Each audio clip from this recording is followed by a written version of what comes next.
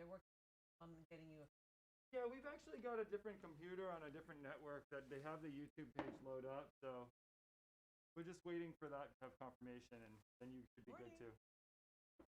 I just brought it down from 8,000 to 6,500. Yes. Yes. From you. Good. Audio is good. Correctly. Maybe 8,000. Sure. Yes. Morning, Robert, President and CEO of the Monterey Bay. Yes. Sure that the audio is loud and clear. How I'm going to be talking today. Hey. Famous rumming. We want to move all this stuff out. Yep. So we all happy.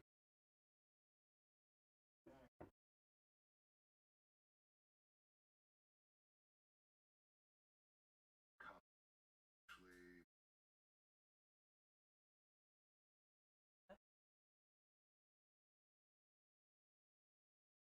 we were moving on.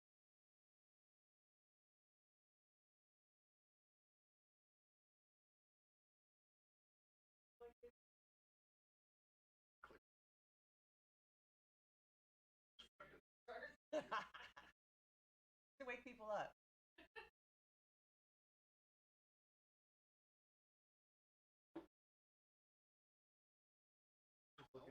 Oh, that one's back on. I'm you. Time says.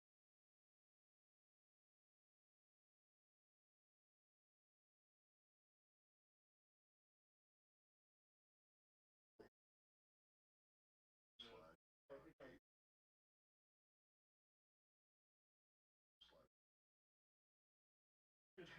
Yeah. I just give people 2 minutes. You can, run that cam to right up to when I start. Yeah. Keep going. See a shark. I found it right there. That light. That would improve our attendance. This no, it's this diffuse light. I want to get fish camp. Totally. Got my permission. I was actually in Vegas one time at the white now it's off. tiger show. Remember those guys? And the tiger. I was there in the audience. We were like, did that just happen? Is that part of the show? Something brothers. Wait, Siegfried and Roy? Oh shit! Yeah, that was nasty, and I think that was the How beginning long for were they them. doing performances in Vegas? Like 2 years? I know. That was wild. So don't take me to a Shark Tank show. That's it. Okay, we liking the lighting and the shininess and then necklace length. You had a hot spot on your nose, and I just. Okay. That one spotlight was on, and that's just too intense. And if I turn this, and I have powder too. And then, okay, and then all this stuff is going to get moved. And if you wouldn't mind putting this in my bag in there. I can come in with the makeup if you want. Could you? Dust you up. Do we want to spray or on the back of Yeah, the that would light? be great. I was thinking about doing that. Thanks, Justin. I forgot to do that.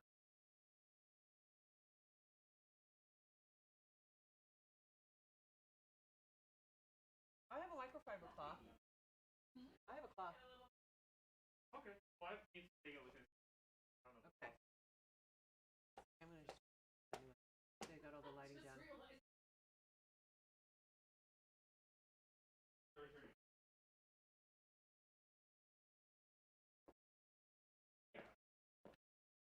You just stole it.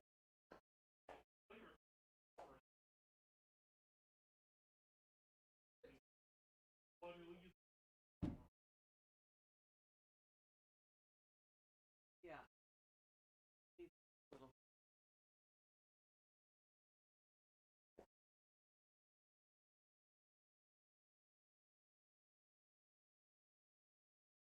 Well, I want to get a spray like.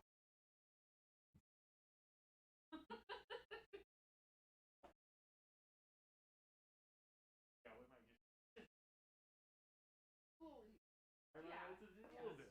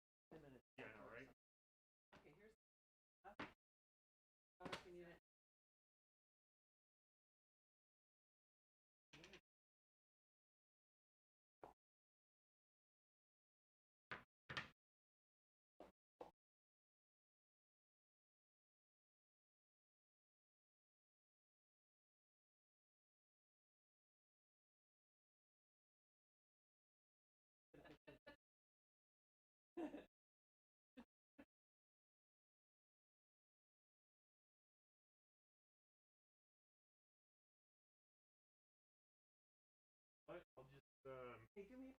to a teensy bit of water. Yeah.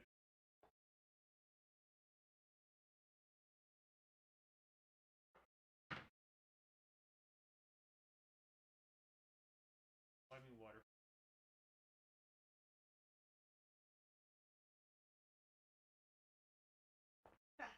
I know you moved it. Okay. Good? We'll leave this stuff out here, but I think we'll fire Yeah. it. I'll leave that here in case powder or that is needed. Cleaning the back of it. We have alcohol? Yeah, just put it on a cloth. There you go, here. Yeah. Yeah, sorry. I know it's not showing what it needs. Here we go.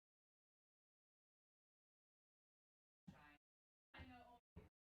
Just got a lot of fingerprints. This.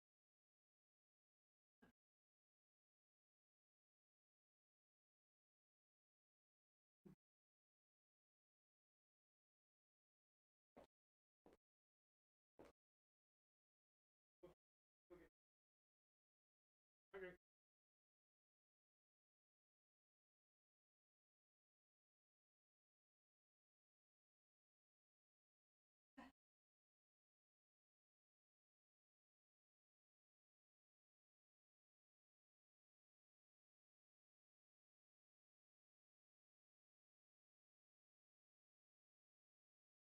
Yeah, I had a little bar.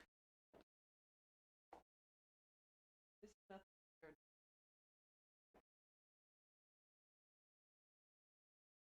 Oh yeah. Yeah.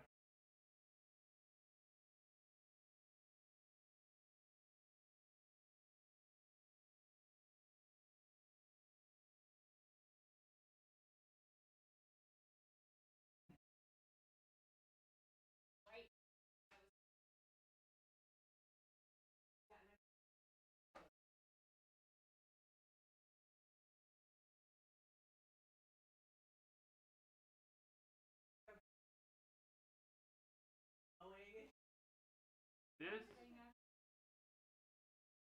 That's why I love that we have a place that's really soundproof.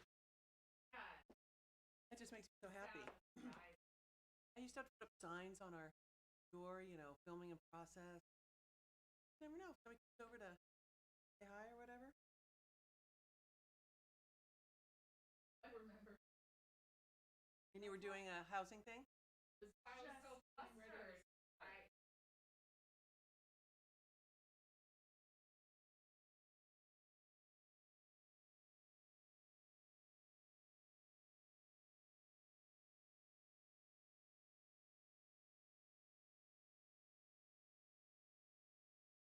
And then you told her later I was on camera. Yeah.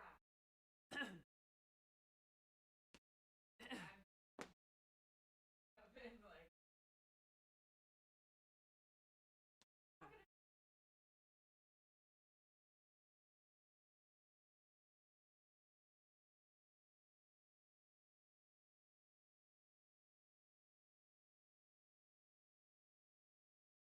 No. You're good, Marina, yeah. How far is that for you, Emmy? Yeah.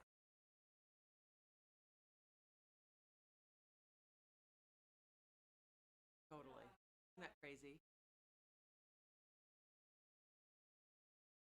Yeah, well.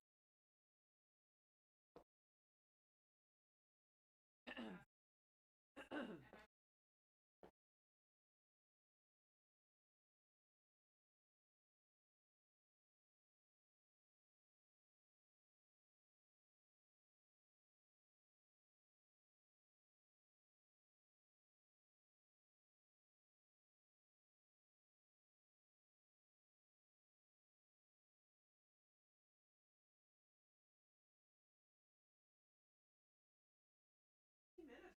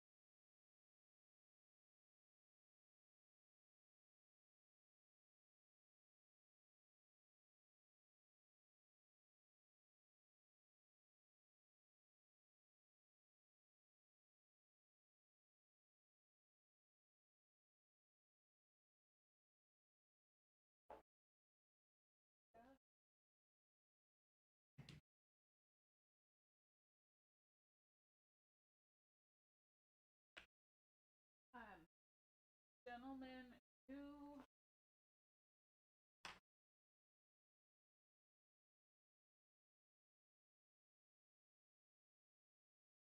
Where are they and they're coming gonna in?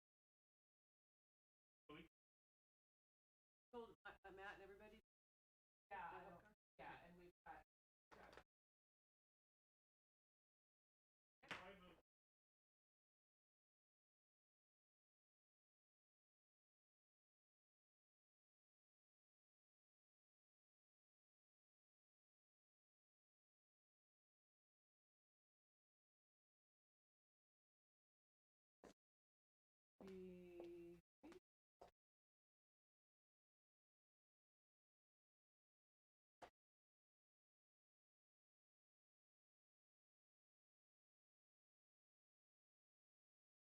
Cute.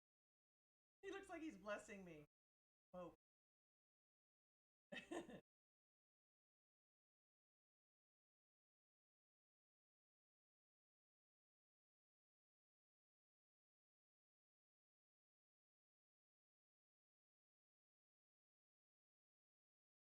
Want to get stills or just stills to share on social or whatever. The studio, and will you help me remember?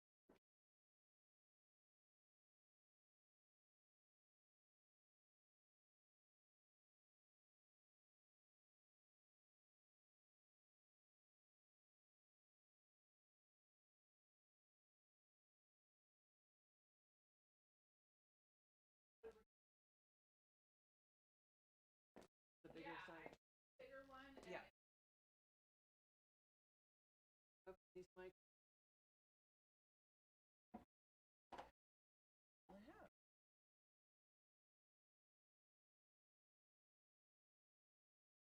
Do I need to hide video? Already.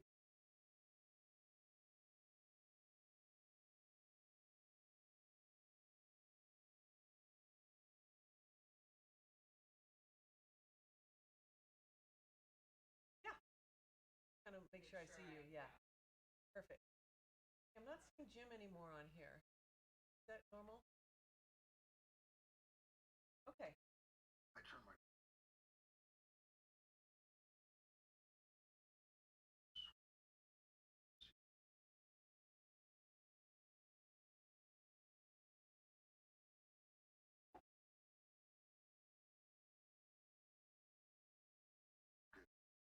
oh, this. Yeah, that.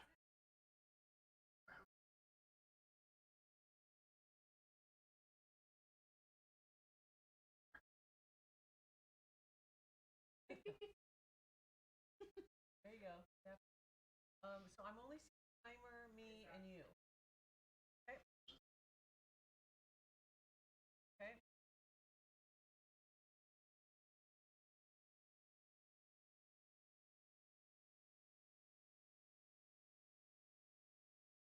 Yeah.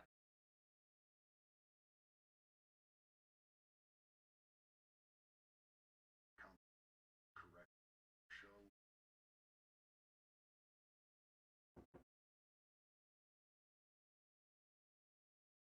And Roby, whenever you're ready, if you want to make my mic work, brush. And don't flip back. Yeah, we're like starting. this. Yeah. Ready, Jay? On. I think on the very back. Oh, on it. Yeah. That actually going to be okay when you sit down? And this I mean, one is too. it Yeah. Oh, yeah. Pop up. Okay, we lightly moved laptop. Or it didn't get in any. Things look good though. I can tell. Yeah. No, the shot looks great. You can tell that we moved it? No, as far as I can tell, it looks good. Okay. I just still see that little bottom thing right there, right? Can you, Justin, see that little wheel there and where that's, I think I'm seeing something there. Just pull that out a little bit more, yeah. There you go. Is that better or worse? I guess that's okay. Last tech for bathroom breaks. We're going live very shortly. Less than 10 minutes.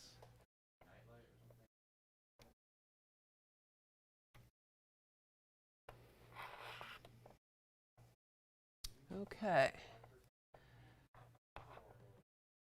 I guess I can leave that there.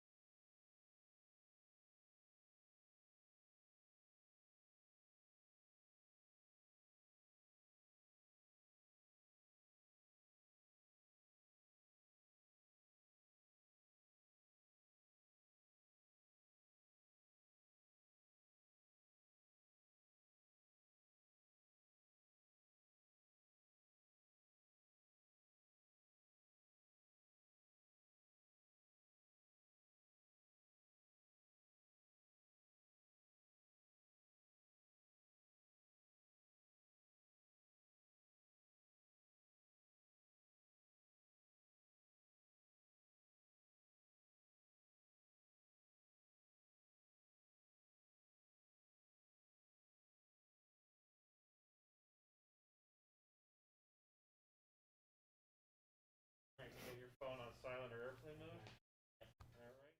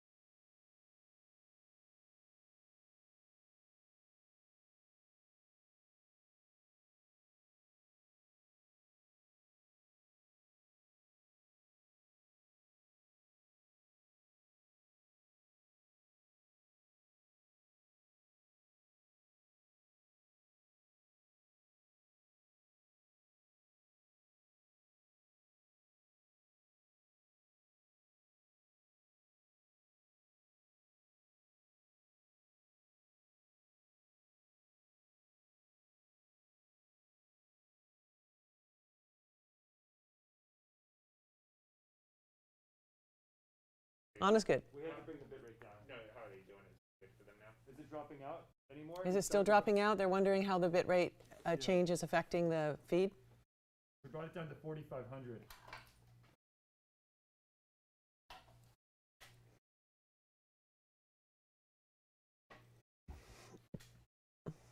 La la la. Audio, so audio on YouTube, video, YouTube is clean.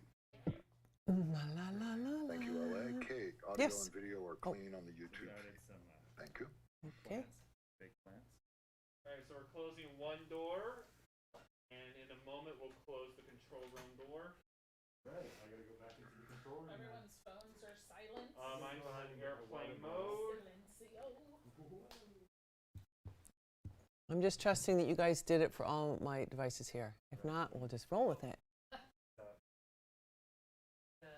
May the force be with you. May the 6th be with you. Matt can't get in, but Matt. where it's at. Oh, Water over here. he can't get in the show? He's trying to get in? He's trying to figure out the link. Oh. Well, it's beyond our control in this room now. We can't. Last time it was I Raphael. know it's like a shuttle launch here. Like, all right, close the pond bay Yeah, doors. close the doors. We're go for launch. Okay. I'm sorry, Dave. I can't do that. I'm sorry, Dave. I can't do that.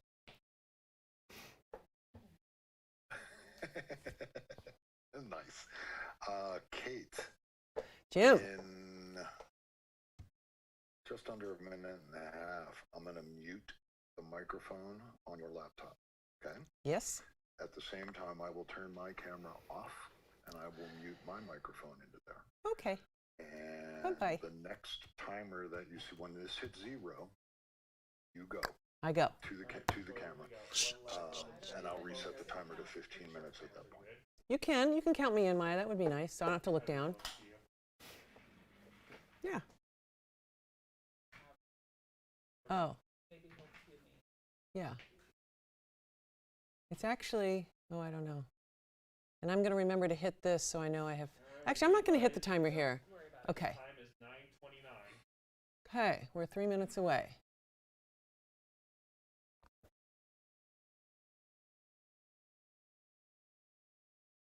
Yeah, Kate, go with your timer down.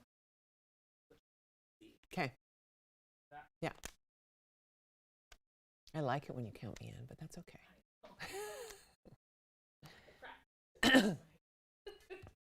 Okay, I mean, you're ready to scroll. Got that finger ready? Can we see how many people are on? No.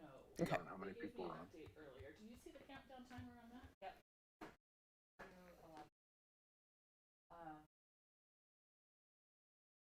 85 people are on right now, Kate. Okay. We are now 2 minutes out. Time for muting to the stage. Camera Control room be advised. off. we're 2 minutes. Bye-bye.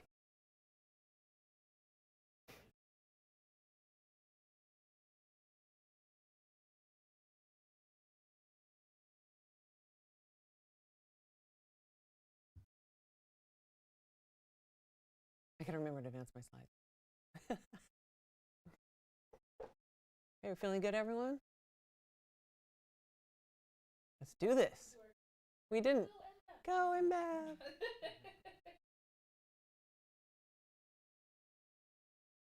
Testing 1, 2. Hear me? Yes. Yes, I can hear you. Cool. But we can hear you in here. That's very loud and clear. Okay, so I'm on mute, but he's going to unmute me. I don't have to do anything, I'm assuming. Okay, minute countdown.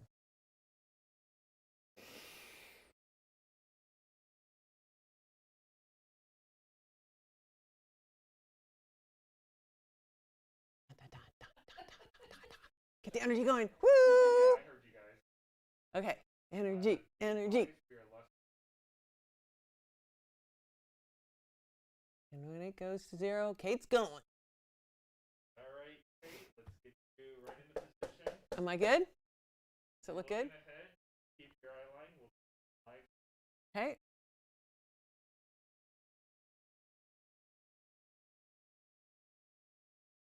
I feel like I'm channeling Katie Couric. Now, is he gonna tell her that? I got it. They got it? Okay. Okay, here we go. We're doing Final Countdown. We're going live, guys. Good morning and welcome. I'm Kate Roberts, President and CEO of the Monterey Bay Economic Partnership. We're so grateful you've taken the time to stop what you're doing and come together to reflect on the data that tells the story of our region, to focus on solutions, and to celebrate our region. Please join in the conversation via the chat and Q&A features. Also, this event is being recorded and the slides will be shared. We are beaming to you today from the studios of Community Television of Santa Cruz County. This is their first broadcast in over a year, so we are so thrilled to be able to support them.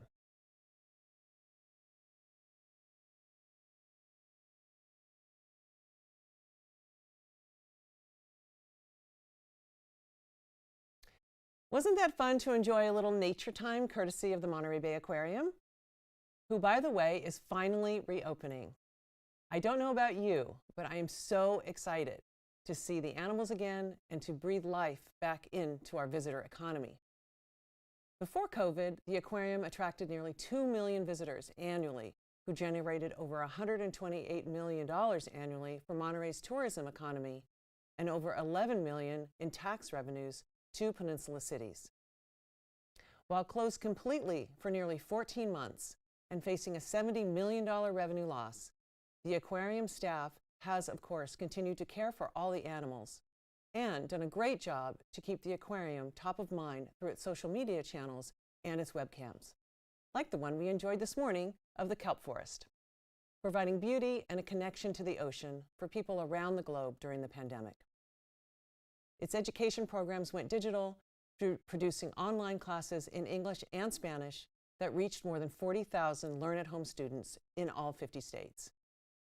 They are so happy to get back to the business of inspiring ocean conservation and look forward to welcoming the general public back starting next week. Tickets are available and must be purchased in advance, so please be sure to check their website, montereybayaquarium.org.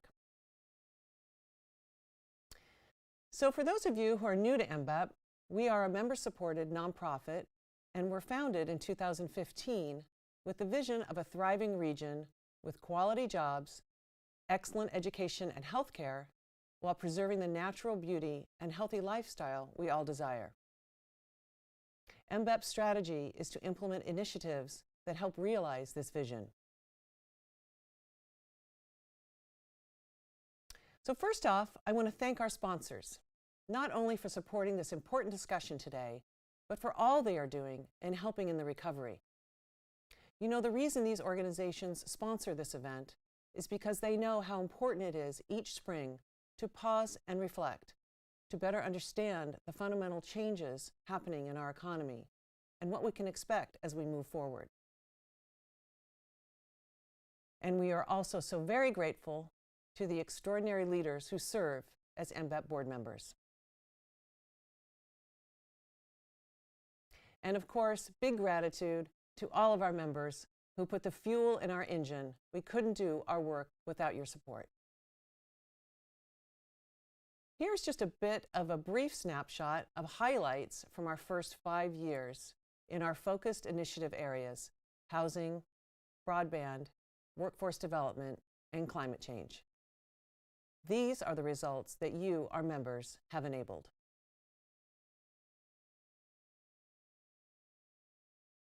Of course, the number one topic on everyone's mind is the economic recovery. I'll let the professional economists speak on specifics a little bit later in our program, but I wanted to share this image of what confirms what we knew anecdotally. An even more bifurcated economy has emerged, with ballooning wealth inequities, where the rich are getting richer and small businesses, people of color, women, and those living on the edge are continuing to decline. The so-called K recovery. We'll hear more later in the program from Dr. Carissa Purnell on the special inclusive economic development effort that MBEP is co-leading alongside a group of community leaders and with the support of California Forward and the James Irvine Foundation. So how do we help those who have been hurt by the pandemic and its economic aftermath? In his speech last week to Congress, President Biden said the word jobs a whopping 43 times. So this seems like a pretty good place to start. Just this year, MBEP launched a new initiative called Hospitality to Health to help displaced hospitality workers pivot to the healthcare field, oftentimes with more career advancement opportunities, higher pay, better benefits, and more regular hours. And also new this year, MBEP brought Degrees When Due to our region, which we learn about from our colleagues at Valley Vision in Sacramento. This is a free resource that is helping increase degree attainment among some college no-degree residents, so they can be on a better, higher-wage career pathway. And as you may already know, MBEP invests a lot of time and effort connecting local talent with our local employers through the Monterey Bay Internships Portal that we established with our members in 2016. This is a fantastic free resource that has helped hundreds of students gain valuable work-based learning experience. In addition, MBEP's own Student Ambassador Program offers work-based learning opportunities to students while supporting our members with technical assistance. Here are just a few examples of the kind of assistance our members expressed a need for, where we've matched them with local college students or recent graduates who express interest in climate and sustainability careers. To date, we've hosted over 25 interns who have benefited from the program while supporting our work, that of our members, and the communities we all serve.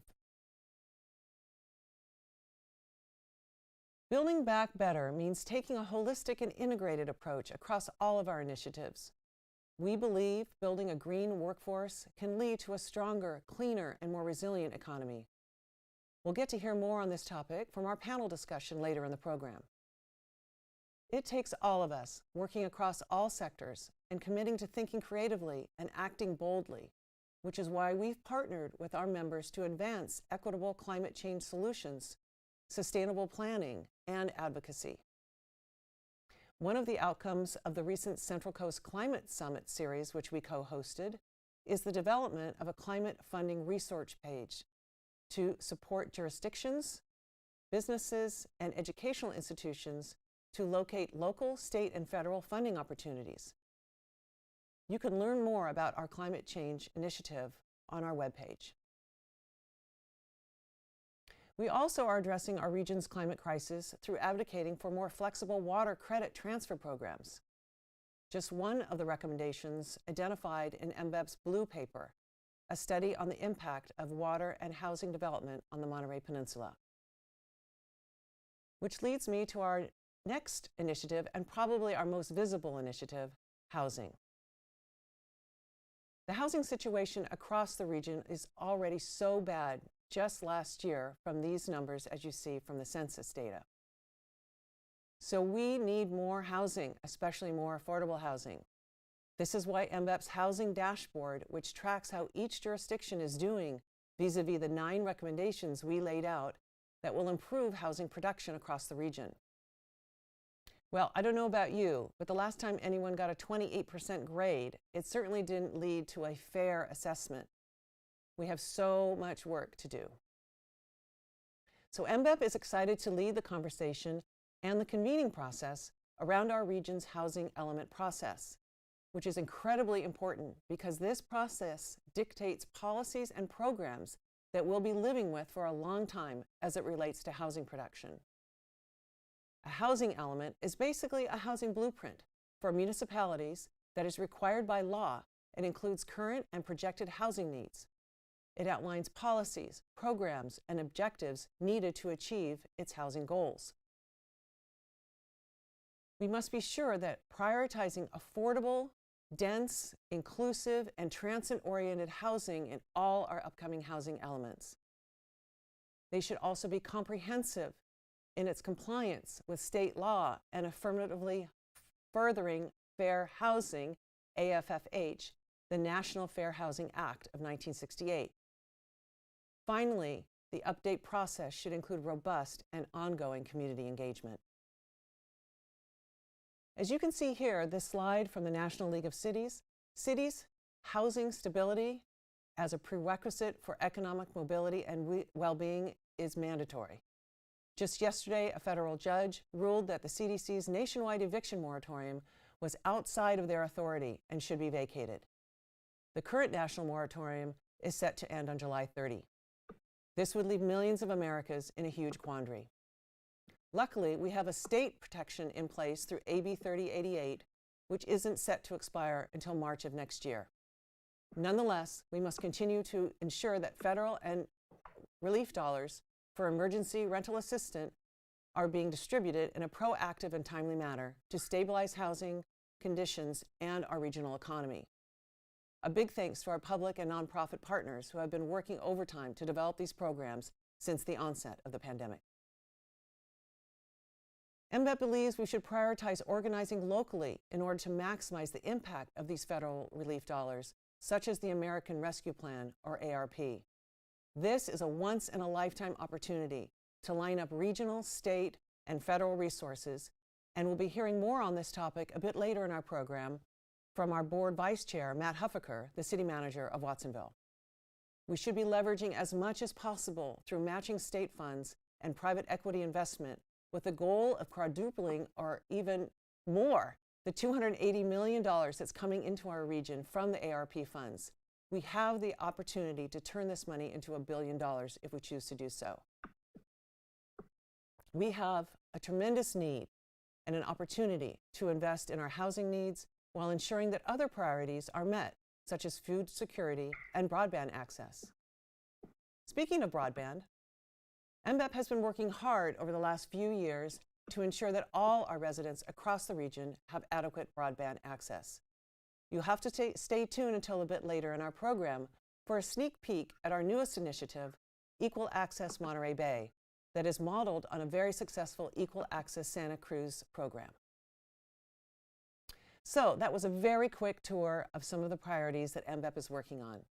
Lots of information on our website. You can check it out at mbep.biz. And I know that my team has been sprinkling in links and additional info into the chat for your reference too. So, on with the show. It's my great pleasure to welcome back Jessica Morris, Deputy Secretary for Forest Resources Management for the California Natural Resources Agency. As we all know too well, the severe drought we are in could be among the worst in centuries, deepening the disappointing snowfall over the winter, and it's so scary that the fire season now seems to be an all-year thing. Just this past weekend, a multi-acre fire reemerged in the smoldering embers in Big Basin, which was decimated by the CZU fire complex last summer. Jessica is going to pick up where she left off at our State of the Region event last December to help us see how improved forest management can not only benefit our region's wildfire resistance and environmental quality, but also provide year-round well-paying jobs that offer upskilling and reskilling opportunities for those who have been impacted by the pandemic. Jessica, over to you. Thank you so much, Kate. I think you all can hear me. So it's really a pleasure to be here with all of you today, and so excited to be part of a partner with Monterey in really tackling California's climate resilience issues. As you know, our climate challenge has been multi-generational crises in the making, where we last summer experienced 5 of the 6 largest fires burning simultaneously. And these are 5 of the 6 largest fires in state history. We had 250,000 people displaced. And just as a point of comparison, in 2019, we had 277,000 acres burned. And in 2020, we had 4.2 million acres.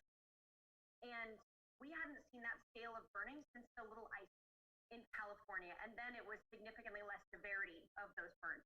So these are crises coming together. And it's important to understand how we got here. We had a legacy of gold rush era clear cutting that led us to lose 97% of California's forests. Then out of the politics of this are really important to understand. Out of that era, we had the conservation movement came to say, let's protect what public land we have left.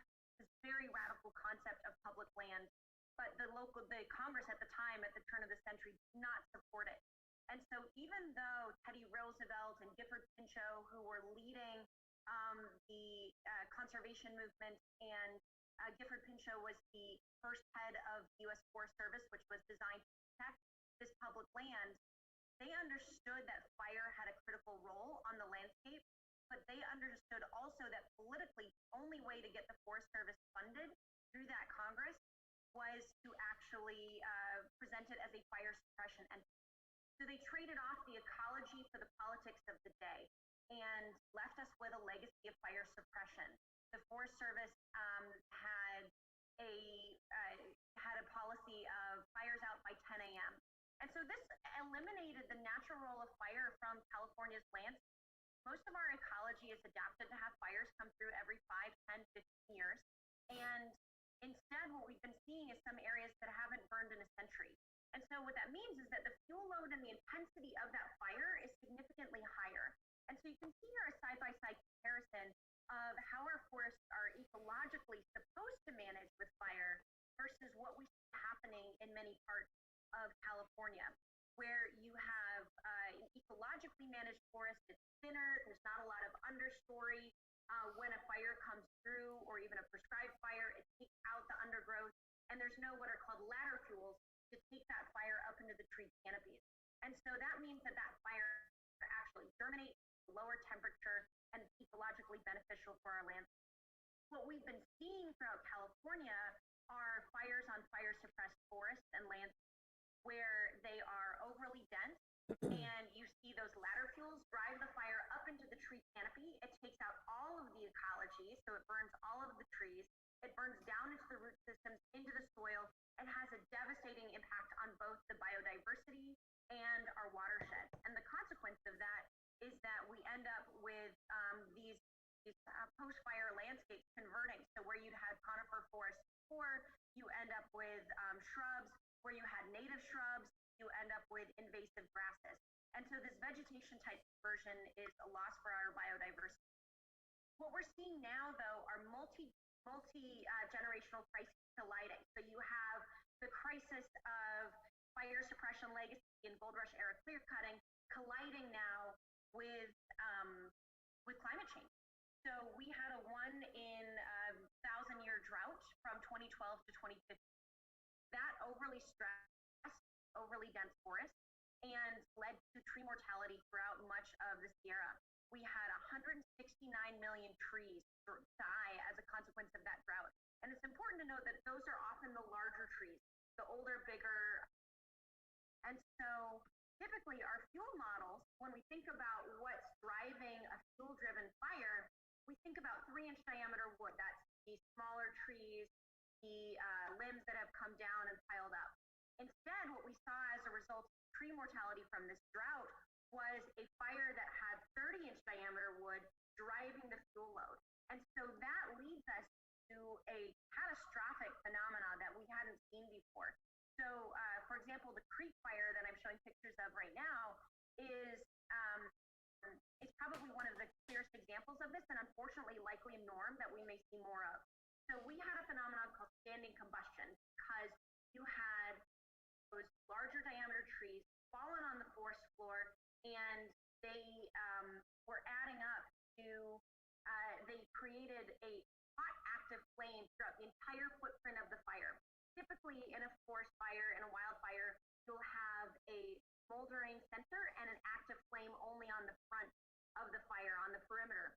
But in this fire, you had an active flame throughout the entire footprint, and it created this pyrocumulonimbus cloud you see that went 50,000 feet into the air. That created its own weather system, so that included dry lightning strikes, fire tornadoes, hail, and then that collapsed on firefighters several times a day, and that pushed out hurricane-force winds like a flat in every direction. So the dynamics of this fire are incredibly different than what we've seen, where you have sort of one active windy front that you're fighting against. Instead, you had a front and left. It's using that She was supposed to spend incredible 5 rescues minutes from on the the fire California and the National rest Guard.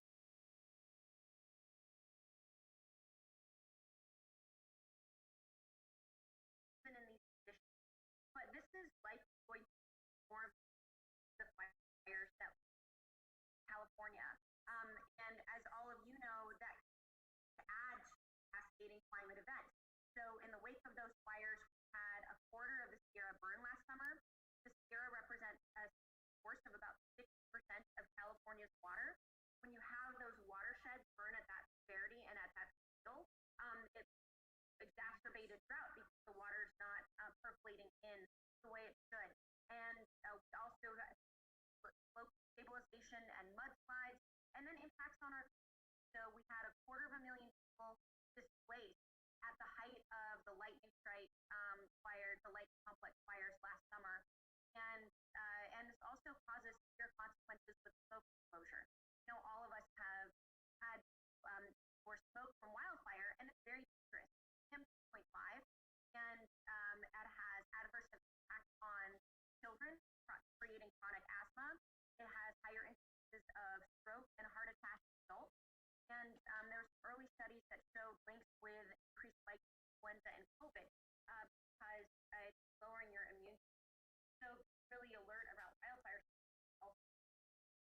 So what do we do in the face of climate change and this legacy of fire suppression? How do we adapt our ecology and a resilience able to endure? Well, I'm showing you a picture of a forest that is a great example of how for the hotter climate. This is actually a forest in Baja California, the Jeffrey Pine Forest, and it was never clear cut. It has been managed naturally by natural fire cycles, like strike, throughout its life, and as it has the natural density of a forest that we expect, it has the tree diversity, and so even at a higher climate, hotter climate, this can survive. So we are doing groundbreaking investments now across 3 fronts of fire resilience, enable us to be able to meet the crisis head on. So we invest on 3 simultaneous fronts. The innermost front is what we're doing in a. So that is home hardening, defensible space, protecting the city in the worst that a fire comes through. The next area that we invest in is wildland urban interface. This is around a. So if a fire is coming, then great, but we often do along roadsides so that they're evacuation routes, and so that investment around a hold fire line is evacuate. And then the last front is really important, which is what we're doing across the land, whether you're in grassland, shrubland, rolling redwood forest, high Sierra pines, really crucial creating fire resilient ecology. And that means often thinning out the underbrush, returning prescribed fire to that land, and getting the fire return intervals back to their normal level. So across those 3 fronts, what's exciting is that the governor has released a $1 billion investment in wildfire resilience. And this is in addition to our fire suppression. So just as a point of comparison, last year we had $75 million for those 3 fronts of resilient activity. And now are looking at $1 billion, of $536 million was actually early by the legislature. And so we are investing across all 3 fronts. On resilient land, we are ensuring that we're investing across different types of jurisdictions, whether it's small family landowners, own land, tribal land, and privately owned industrial land, to ensure that we have and programs that help us get up to a higher level of resilience. Because the wildfires aren't pausing and asking whether or not this federal or state-owned land. They don't pause at jurisdictional boundaries, and so our strategy isn't pause there either. But this is a great example of how landfill investments work.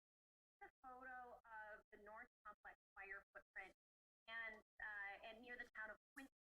And this was an investment made by the Sierra Nevada Conservancy partnership with some local partners, and they did fuel reduction work. And you can see where they reduced the ladder pools under.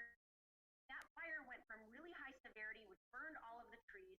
As soon as it hit that fuel reduction area where they had done thinning out the undergrowth and restored that forest more to its natural normal density, the fire continued to burn, but it burned underneath and eventually put itself out because there just wasn't the fuel load, even though those trees were still there.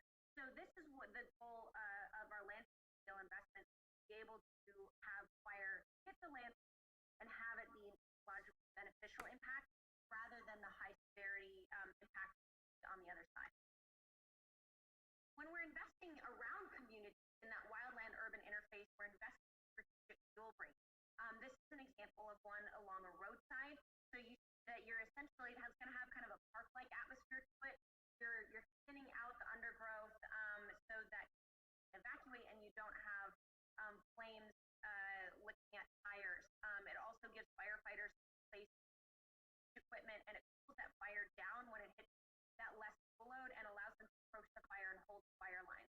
Here are different fuel breaks in action. We've got the National Guard on them right now, and the lower corner is one in Paradise that actually arrested on its own the campfire burning in Paradise and saved the town of Sterling City. The last area is really what we're doing as individuals and homeowners and home hardening and defensive space. Homes burn from the inside out in a catastrophic fire, and so ensuring that you have sort of ember-proof your home and in critical steps is crucial. Go to readyforwildfire.org. CAL FIRE has pamphlets, handouts that show you what to do and what types of material to put on your home, like different events for your attic, etc., that help embers out and help homes survive. So finally, in this billion-dollar investment, we are also investing across strategic categories to really ensure that it has a lasting multi-generational impact. We are driving regionally driven strategies, so across all fronts. No one part of California's ecology or community is going to meet ratios, and so we are investing in partnerships and collaboratives to design regional scale fire strategies and then directing all of the statewide grants to invest in actually executing the projects identified within those strategies. We're also investing in science-based management to improve getting more LiDAR, hyperspectral imaging to improve our data and analytics models to ensure that we are having the right impact on the right land. And then finally, I want to talk about how we're investing in workforce development and business development, because that's crucial, that this investment in our ecology and climate resilience also delivers huge benefits in terms of local communities and local ecologies. We really invest in a triple bottom line model where we are investing both in environmental quality, kind of listed out here some of the environmental benefits we get from these activities, but also improving both and strengthening our communities and improving our local economies.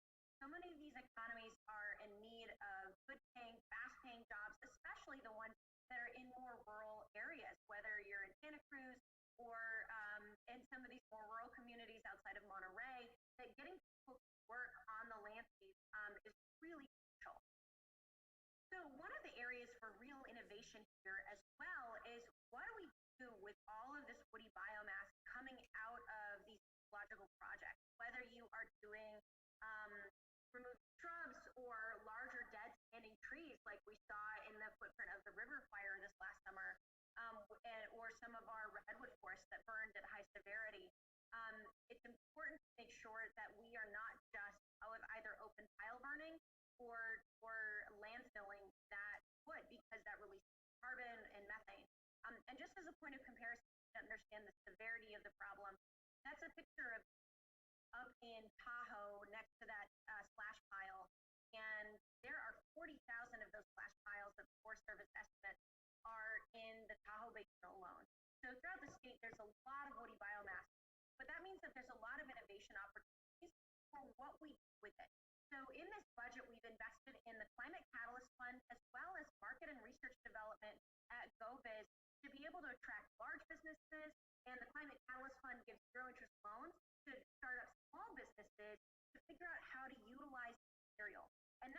in traditional material uses, such as the micro mill that you see in the bottom, where somebody can come up with a pickup truck to your front yard, take the hazard tree that's in your community and mill it, rather than you having to landfill it and ship it. And so that sequesters that carbon in construction. Another really innovative area is what do we do with smaller diameter wood that doesn't really traditionally have a traditional commercial market. And there's an investment in cross-laminated timber. So California changed their building codes last year to invest in allow up to 18 stories built out of these beams made from compressed wood, which replaces steel and concrete in construction. So now that we can allow skyscrapers, or some people call them flyscrapers, up in our state, and attract some larger businesses as well. There's also a huge need for workforce, because slowing our pace of really being able to achieve this forest landscape resilience activity is just having workers trained and available to do the work. So we're investing in the California Conservation Corps, which brings in youth from all sorts, from maybe urban communities or disadvantaged communities throughout the state, puts them to work, trains them, and they go out in the field as our forest corps crews doing this fuel reduction work. Another example is the CHIPS program you see below. This is a partnership across Sierra counties that partnered with Sierra tribes, and they are training tribes in production for tribe fire, and they're now the first crews out in areas. One time, over 30% reduction in their unemployment county grant. Not be numbers, but it has impact on the that are. And I just want to highlight a little bit more about bottom line. On ensuring that we're investing for both environmental economic opportunity, social. So it helps strengthen our. So that's really, and I am excited for opportunity. They're so grateful for our partners for giving us half of that $1 billion early for now, and the rest I have up our fire. Well, thank you so much, Jessica. So much good information. And we only have a few seconds left, but I think people are maybe wondering real quick before we lose you, what, from that $1 billion number you mentioned, can you give us some examples of how that money would be realized here in the Monterey Bay region? Absolutely. So Monterey is already part of the Regional Forest and Fire Capacity Program, which is really the anchor. So all of our statewide grants for fire prevention and fuels reduction are going to be funneled to the strategic plans designed in partnership with the program. Monterey, your Monterey Resource Conservation District, is part of that collaborative with Santa Cruz Mountains Watershed and Las Tablas. So there'll be amounts of dollars coming in to that. That's great. And I understand, too, there's specific workforce development funds, too, that we can tap into.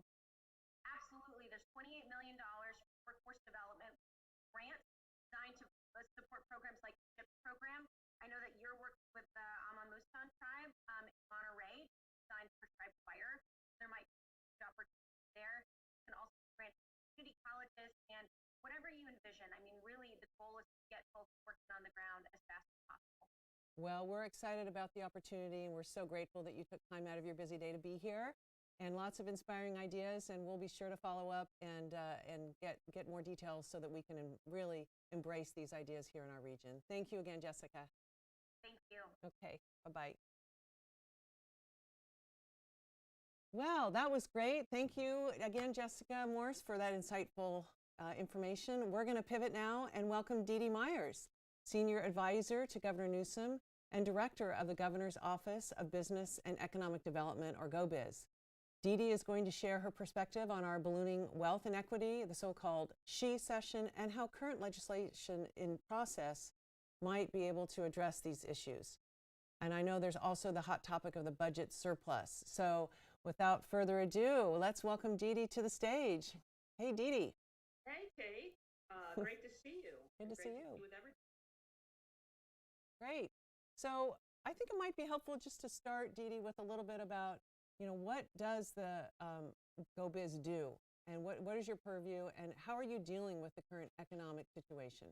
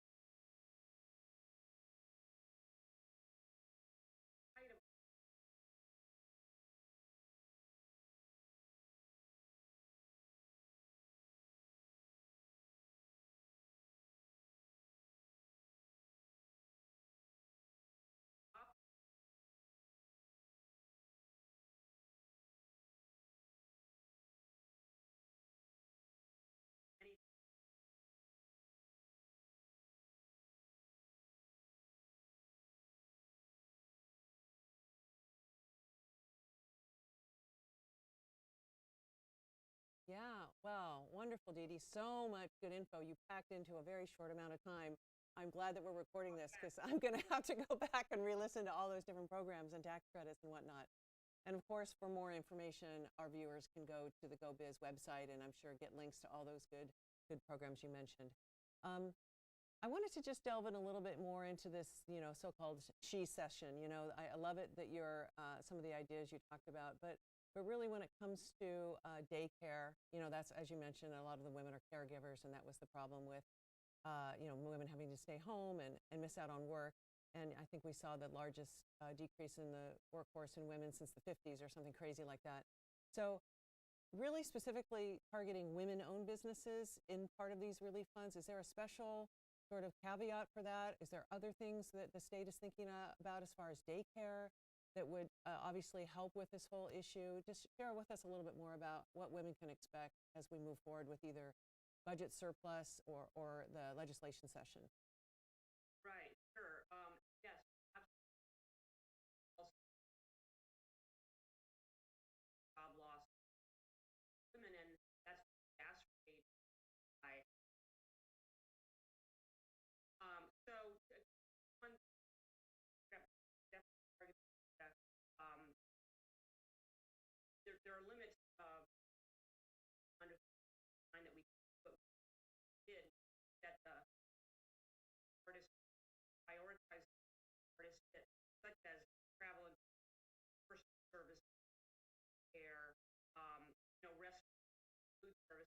Most artists, those that employ a majority women, and so the grants will hit hardest hit areas of the state and the hardest. And so as we look at it, some of our grants have. And, as for other investments, I think, yeah, the answer is yes. So there's a couple of different things. One is Governor the original about investing $200 in transition kindergarten, and we're trying to make that case that provides for working parents, they both provide jumpstart learning to affect supporting loss, but it then allows now kids getting what they need back. Same thing with schools, right? We're tremendous kind of they get. The governor has very clear all day, 5 sleep back by the call back. We're going to invest tremendous at need, know how to reopen safely, around the and that's critical. Not only right kids, they need to get back to the setting, but it's really important for parents and women. Then there's other things over the last that really important. One is hiring work, right? One, and now it's free. And the reason have those on the table, rest challenge today, and kind of the challenge of priorities mean that health they have to now, and women in leadership positions not only role models, and the first partner, created a pay initiative, but partnering with the private sector, get them in, and many of them doing it, that they will their pay practices every year. They will address those connections, close the gap. So getting more women in leadership, closing the pay gap, getting kids back, fighting transition, and there's state. So that's kind of the strategy for helping women get back and back to support their families, emotionally. And yeah, good. Well, I'm glad to hear there's so much that's in the works and on your radar to help women. That's fantastic. So I'd be remiss, Dee Dee, if I didn't ask you this question that is, kind of swirling around. Some say it's just hype, some say it's real. What about the whole mass exodus of businesses vacating the state of California? Is that really happening? Do we have data that backs that up? Are they just moving around the state? Are they moving out of the state? What's going on with all that? And what are you guys doing about it? Yeah, it's a great question. I'm actually glad you asked. This, there, that data to the degree that there is data, and there's quite a bit. Opposite. Example, most track of move and they their address, right?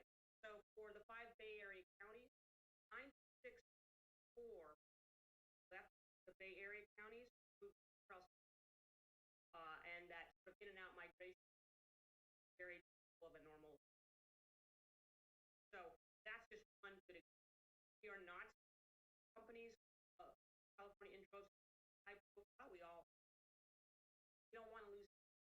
We want to hear and the industry providing new kinds of business. I think way more invest here on example. California has more than half all capital that it is 5 times than X, right? So there's an innovative, have the best higher US rank 6 top 11. I'm bring 6 top. So we have again been ranked by not in the country but around the world. Times most of the fastest growing and the most innovative companies. They're just so that has not. There has been our population load. Interesting. But one of the reasons is are getting higher ed, and that has birth rate. And then the last couple of years, immigration around the world, international migration, federal. So that's not to say we don't have. I always is an aspect, but I want to make sure policy fix towns for face start try to make sure that that's not best, not here in California, but understand have a climate happen. Yeah. Governor has not interested in tax, not signed income tax, hasn't around student ballot initiative. Great. Well, I know that's music to people's ears here in the business community, and we really appreciate you saying that. And Dee Dee, thank you so much. We're out of time, but I'm so grateful for you taking time out of your busy schedule to be with us today and share all that good information of what the state is doing to help us be successful here in our region. So thank you. Great to see you. And yeah, thanks again. Take care. Bye, you too. So now we're going to shift gears and we're going to do a word cloud. Just for a little break here, I'm going to ask you a question and you're going to enter your answer. And then we're going to see those responses build in the word cloud. So the question is, and it should be showing on your screen, what is the first word you think of when you think of our region's economic recovery? Got a lot of good input from Dee Dee and some ideas, and then we're just about to hear an economist talk, so this will give us a little food for thought as you all answer the question and see that populate.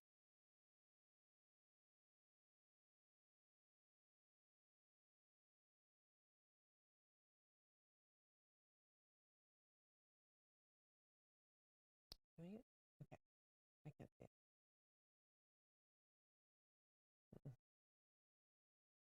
Okay, so I'm not able to see it, but I'm sure it's going crazy. You see it?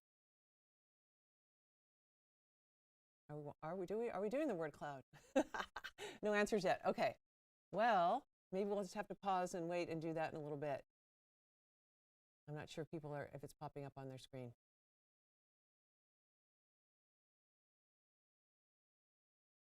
Okay, well, we're going to move on then. So our next speaker is Dr. Fernando Lozano. He's here with us today, and Dr. Lozano is professor of economics at Pomona College and chair of that department. He also serves as co-chair of the Governor's Council of Economic Advisors, and he will share his insights on the asymmetrical economic recovery that we've mentioned a couple times and offer some policy perspective. So I'm going to send it over to you, Dr. Lozano. Thank you very much, Kate, and thank you so much for inviting me. It's a pleasure to be here. So I will just get into the talk, and let me give you a road. First, I'm gonna.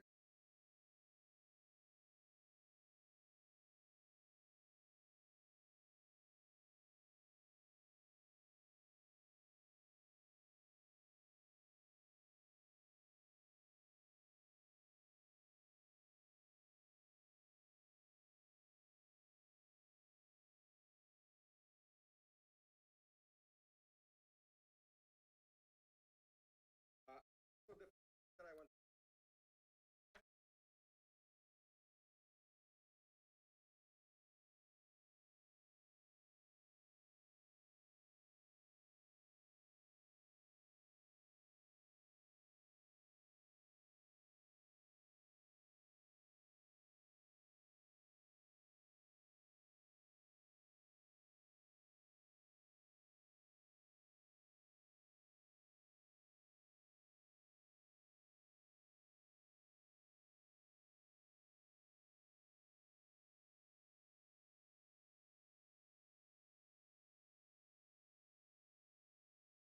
And this is.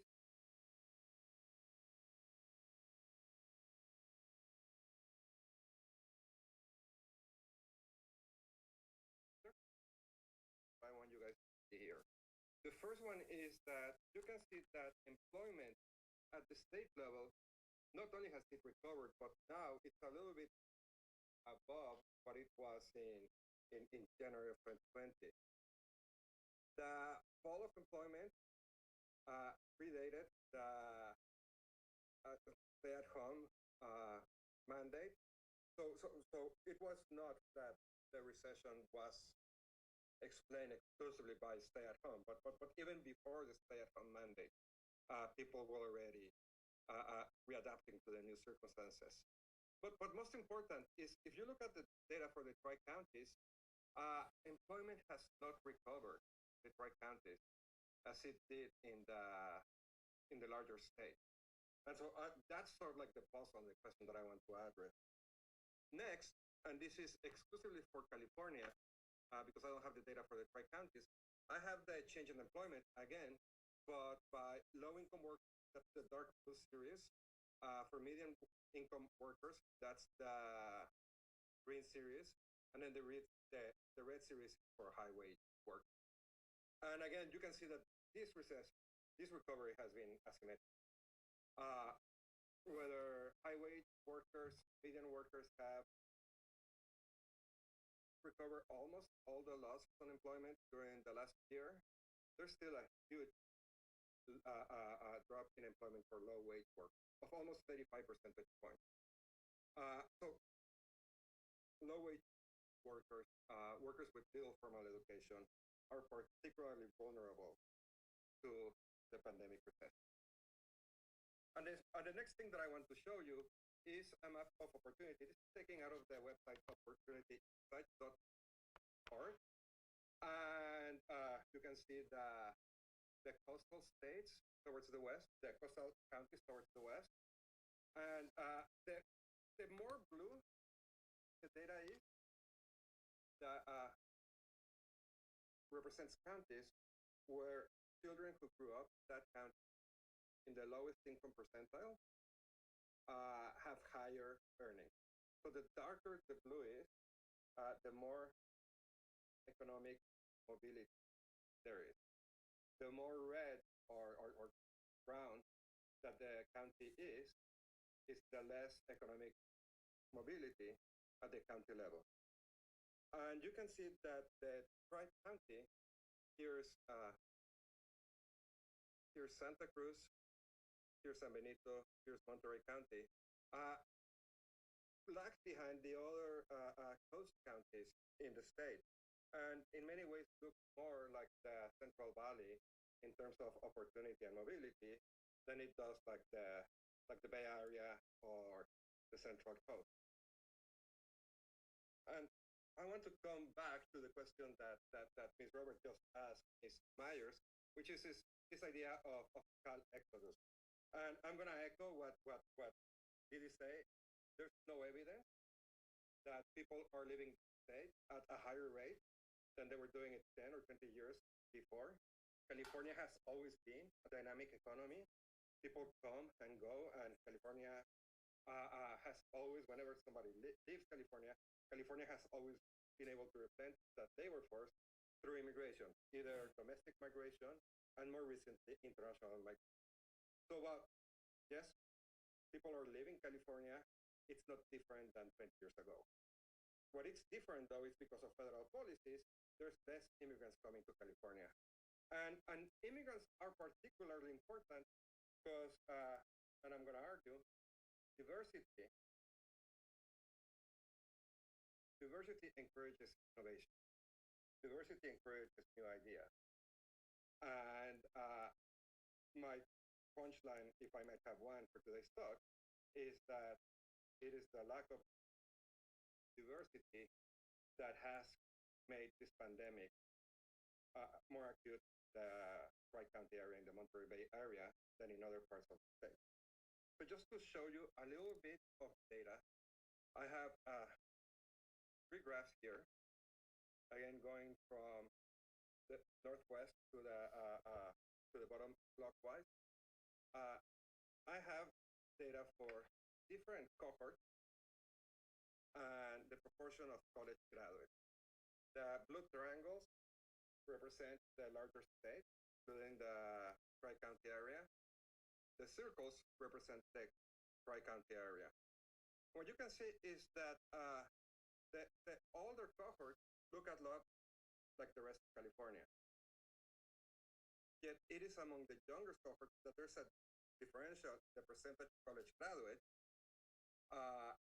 where Monterey Bay area has less college graduates than the rest of the state.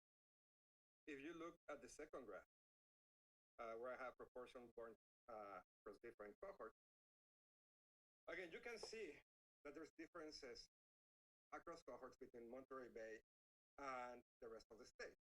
Whether among the younger cohorts, there's as many immigrants in Monterey as there is the rest of the state, percentage-wise.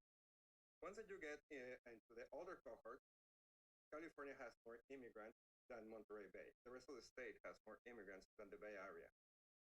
And the last one is I have the proportion of families that belong to the lowest quintile in income. And again, there's interesting differences between Monterey Bay and the rest of the state.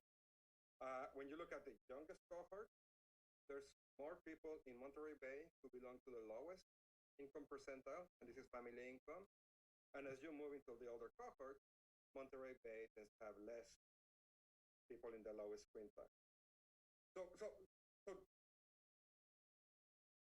my diagnosis is that there's this intersection between demographic and age that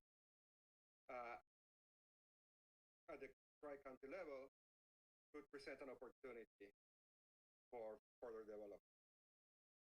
And this is going to sound as a common space, but I truly believe it. I really think that region,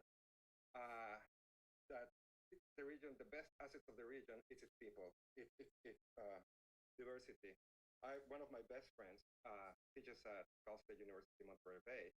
And so when I asked him, hey, what do you think would be the largest asset in the Bay Area, without hesitating, say it's people, it's its diversity. And so that's the pitch that I'm going to be making here. The biggest asset for the area is its diversity, its people, but I'm going to propose as a policy perspective that there has to be investment in education, investment in health, and particularly investment among the young. Let me show you my next graph. So what I have in this graph is from Opportunity Insights article looking at different welfare policy and the social return. On the vertical axis, what I have is that's what is called the marginal value of public finance. So the return in terms of the returns in terms of monetary, the monetary return from different policies. And then what I have in the horizontal axis is the age of the beneficiaries, the age of the target population. And as you can see, it is just best among the youngest, child education, child health, paying for college, that have the highest marginal value. That doesn't mean that other investments in the social safety net have no return or no marginal value. They do. But the largest marginal value is among investment on children and younger people. And I want to argue as well that education will have considerably returns at the local level. So in this diagram, I have two series. The blue series is how much a person with a given level of education provides to the economy compared to people who have no college at all. The red one is how much a person with a given level of education pays in state and local taxes. And so, for example, somebody who has a bachelor degree over the lifetime will contribute to the economy in terms of local spending a little bit more than $250,000. This is over the lifetime, and will pay in taxes almost $44,000. And so the higher the level of education of the person, the more that the person is going to contribute towards the local economy, both in terms of local spending, but also in terms of taxes, local taxes and state taxes. And finally, what I have here is I want to show how innovation, measured as number of patents, also explains economic growth. And so what I have in the horizontal axis is I have the number of patents between 2015 and between 2006 and 2015. The other way around, I got a little bit dyslexic there. And then what I have in the vertical axis is a change in income. And it's not surprising, for example, that Santa Clara County is all the way to the right. San Diego, that has like a strong biomed innovation cluster here also in the right. San Mateo, Alameda, and so on. Most interesting to this talk, you can see Monterey County here with somewhat little innovation. And just a little bit to the right, you can see Santa Cruz. You can see that the relationship between the number of patents, or the change in the number of patents, and the change in income is positive. So innovation is one way of increasing income at the regional level. Now, this is also piggybacking on Diddy's talk. California is by far the most innovative place in the world.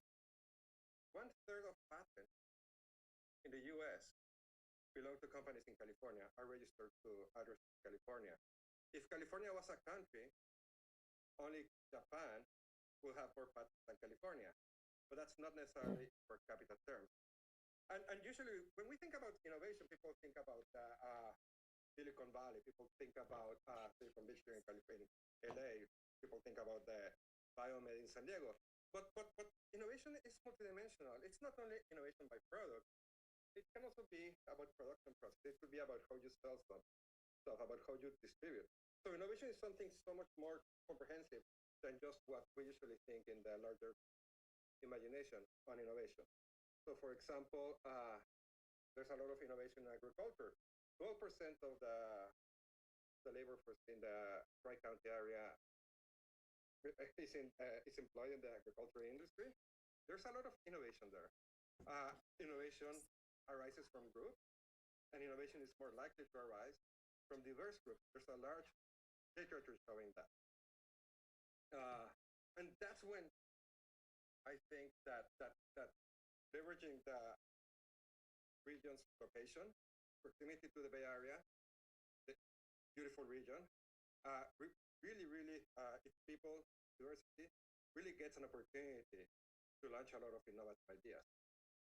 This is from William Kerr's book, The Gift of Global Talent. And this is just to make the point that immigrants tend to overwhelmingly be entrepreneurs. So what you see in the right-hand side is a 3 series. The top series is a share of new firms that have at least one immigrant entrepreneur. And that's around 40% right now in the United States.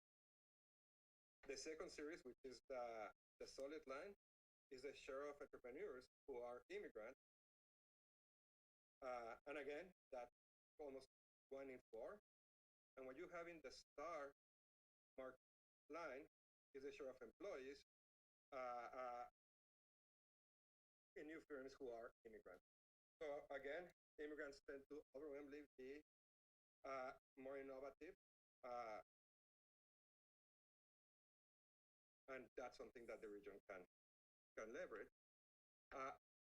And just to finish, there's this paper, The Lost Einsteins. It was in the news a couple of years ago, probably you remember it. Depending on where a child is on the distribution of income when young, it's probably going to determine the probability that that person be an innovator or not. So for example, a child who is in the top 1% of earners is 10 times more likely to be an inventor than a child who is in the bottom distribution. If we could sort of like level the playing field for women, for minority, for children born in low-income families, the innovation at the national level will be multiplied by 4 times.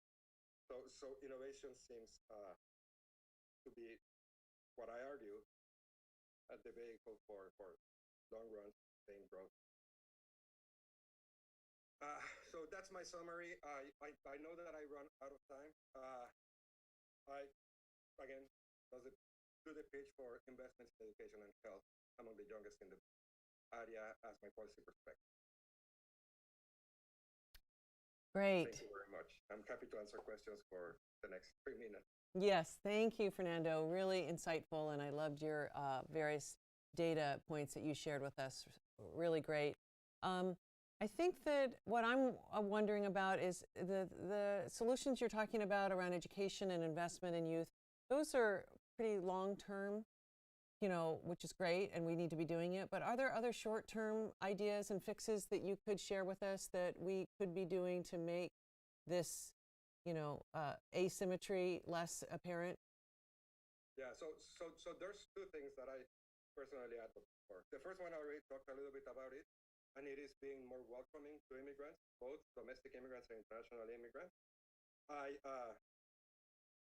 That's something that, even though it's set at the federal policy, there's still, so to speak, a market at the local level, at the national level, where people decide where to migrate within the United States. And I think, again, because of the dynamism of the California economy, because of the proximity of the Tri-County area to the Bay Area, to the proximity also to Southern California, I think that the Tri-County area should be a prime destination for newly arrived immigrants to the United States. The second one, and this is something that we have recent evidence of guaranteed income programs that they encourage. For example, the evidence from Stockton, from the guaranteed income program in Stockton, resulted in the recipients of the program are more likely to be employed, are more likely to live in stable situations, are less likely to show either mental health or physical health problems. So one thing that I advocate pretty strongly for is targeted guaranteed income programs among those who are more vulnerable in the economy. Yeah. a really interesting topic. That's a whole event in itself. So, you know, one thing I don't hear very often talked about, I just wanted to get your perspective. I mean, we hear about, you know, the K-shaped recovery and how people with wealth are doing much better. What about foundations and those institutions that have benefited also from the stock market rise and whatnot, but have a philanthropic bent? I mean, how do we look at that bright side of that population now having more funding and leveraging that? Well, I think that that's completely true, right? And I think that in June, when we close fiscal years for many nonprofit organizations, we're going to find out that there's a lot of opportunity, and there's going to be a lot of there's going to be a lot of social entrepreneurship out there, and that's something that I wanted to talk about. The ability of the region, its young people. It's very high caliber educational institutions. I know, Kate, I told you 2 of my nieces are starting next year at UC Santa Cruz. So now I am banana slug by family association. But I think that social entrepreneurship is a huge area of growth and that's something that can be leveraged. Yeah, good. Well, on that happy note, Fernando, we'll have to wrap up here. Our time is out. But I just want to thank you again so much for putting such insightful data together for us, specific to our region, and for sharing your policy perspectives and ideas on how we could turn this around here, specifically in our region. So thank you so much. Really appreciate it, and we'll see you down the road. Thank you so much for inviting me. Okay. And hopefully next time you'll be in Monterey Bay so I can go and visit. That would be great. Take care. Bye-bye. Bye. So now I think we have that word cloud that we're going to flash up now. Sorry, we had a little bit of technical issues in the time we tried to do it before. Yes. So we're talking again, the question there is, what is the first word you think of when you think about our region's economic recovery? And you're seeing there, wow, you know, jobs, of course, housing, equity, glad to see that. Opportunity and hugs. I love that. That's a good one. We all need more hugs now that we are getting more and more vaccinations happening. So that's a wonderful, wonderful way to leave it. Okay, so what we're going to do now is we're going to go to break. We have something special lined up for you guys to enjoy for the next few minutes, 5 minutes to be exact. We hope to see you back here on the other side and enjoy.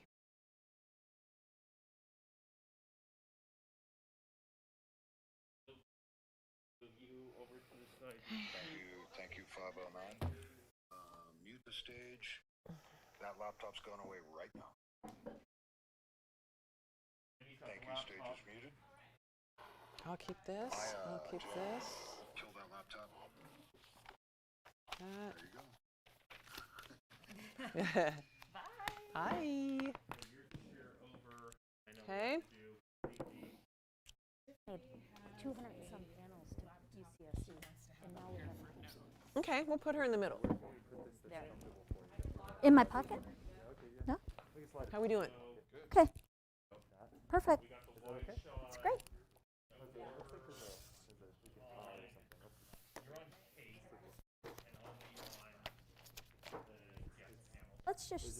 Let's just stick it in my pocket and it'll be okay. So I don't need to do anything with this mic then. Okay, so we're all about the camera now. Yeah, okay. And then it'll be kind of blocking her laptop a little bit. Because he's going to stay on tape. We want water for them? Yeah. All right. So of course, if we need to make readjustments or change the composition, say go back to wide or just make it rub about what you want it. How does it look with all the kind of my papers in this here? Is that okay? Okay.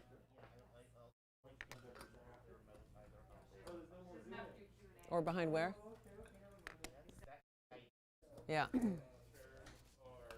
Okay. So what I need now is I'm going to need you two to sort of just have a conversation with each other. Okay. And somebody going to count us down here? I'm not watching the time. Okay. Okay. We've got a few minutes. I'm just going to stretch real quick. Okay, we can get them in here? Okay. Okay. Thank you. And they're all mic'd up? Okay. Cool. Thank you. Hi, Kate. Hey, How's Tiffany. it going? It's going. Good. I think it's going well.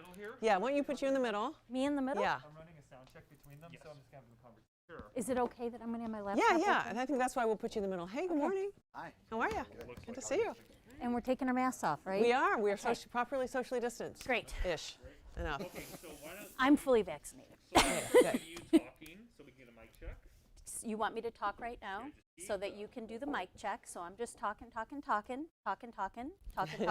blah, Test, blah, blah, blah, blah, blah, blah, blah, blah, blah, blah, blah. Nice shirt, Derek. Yeah, yeah, yeah. Thank you very Yeah, much. yeah, This is the- It's perfect. Sounds good. Blah, blah, was like, blah. Yeah. Yada, yada. Okay.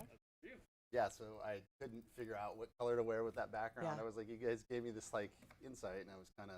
I was thinking it was a darker blue, but you look great. Thanks. So I have a question before we. Oh, Oh, yep. Sorry. I have a question. Uh, I want to ask you. Blah blah blah. Da da da da da. We have 2 minutes, okay. Justin, I think it would That- be great if we could move that mic a little Could I higher. ask you how much funding you want? We kind of talked about it in the call, but how much funding you generate or your department generates for the city? Let's have I you don't mic even know check the again. answer to I'll that. probably talk Okay. a lot I louder mean, once I start It's on going the than order I of am right hundreds now. of thousands a year. So I don't know if Yeah. that'll to help, millions. That you how's it sound generate. now? Look, you have a little mascara Sounds just right good, below thank there. you. Yeah. Generate- Okay, yeah, okay, yeah. take a look at the camera angles. Yeah. Do you like the So- double and the, I mean, or how do you like camera? Yeah, okay. Because my point would be, all right, if there are other Tiffany's around the region that could also be generating multiple, I think it's still there, isn't it? No, it's okay. it's not going to show. Okay, no. Don't you think? No, it's Yeah. gonna be fine. Okay. Okay, so I just wanted to go there a little bit, just the point of, Are we talking to each other and not looking? Yeah. at we're just pretending like we're in my living room, All right, cool. just chatting. Yeah, you can put your mask away. Okay. And I have questions that'll be coming in from the audience here. Are you generally sticking to the questions we gave you, or? Yeah, I have them in front of me You can throw here. curveballs all you want. Okay. See, you're good on. I'm good at being stuff. Yeah, You're no, I'm- good at on I'm the worse. fly.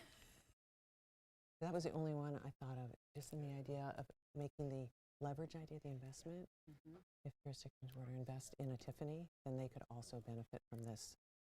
Yeah, I mean, it's also it's just their department. So it's Okay. Yeah.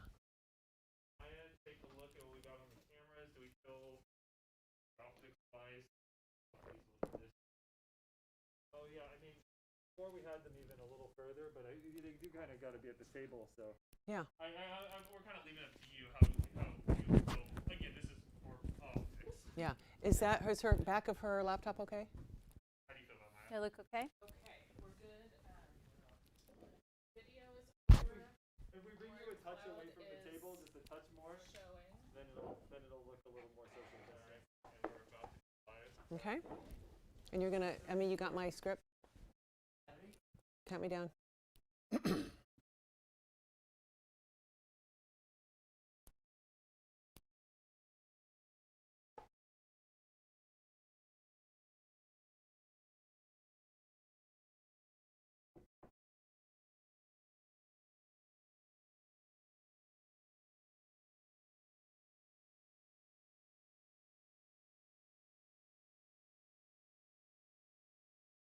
I think we're doing another word cloud. I thought we were doing that later, but I guess we're doing it now.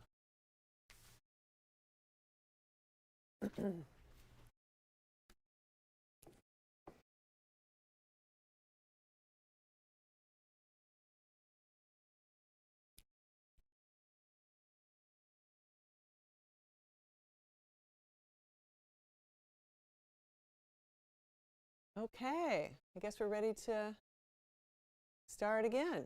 Yeah, okay. Welcome back, everyone. As you can see, a few new folks have joined me here on stage. We're properly socially distanced, of course. For our next segment, I'd like to introduce Dr. Tiffany Wise-West, who is the Sustainability and Climate Action Manager for the City of Santa Cruz, and Derek Hansen, who is co-founder and CEO of Mint Systems. Welcome to you both. Thanks for joining us. Thank you. And we're going to talk today about green jobs and how careers that are good for the environment are also providing ways for our residents to upskill and reskill. So Tiffany, why don't we start with you?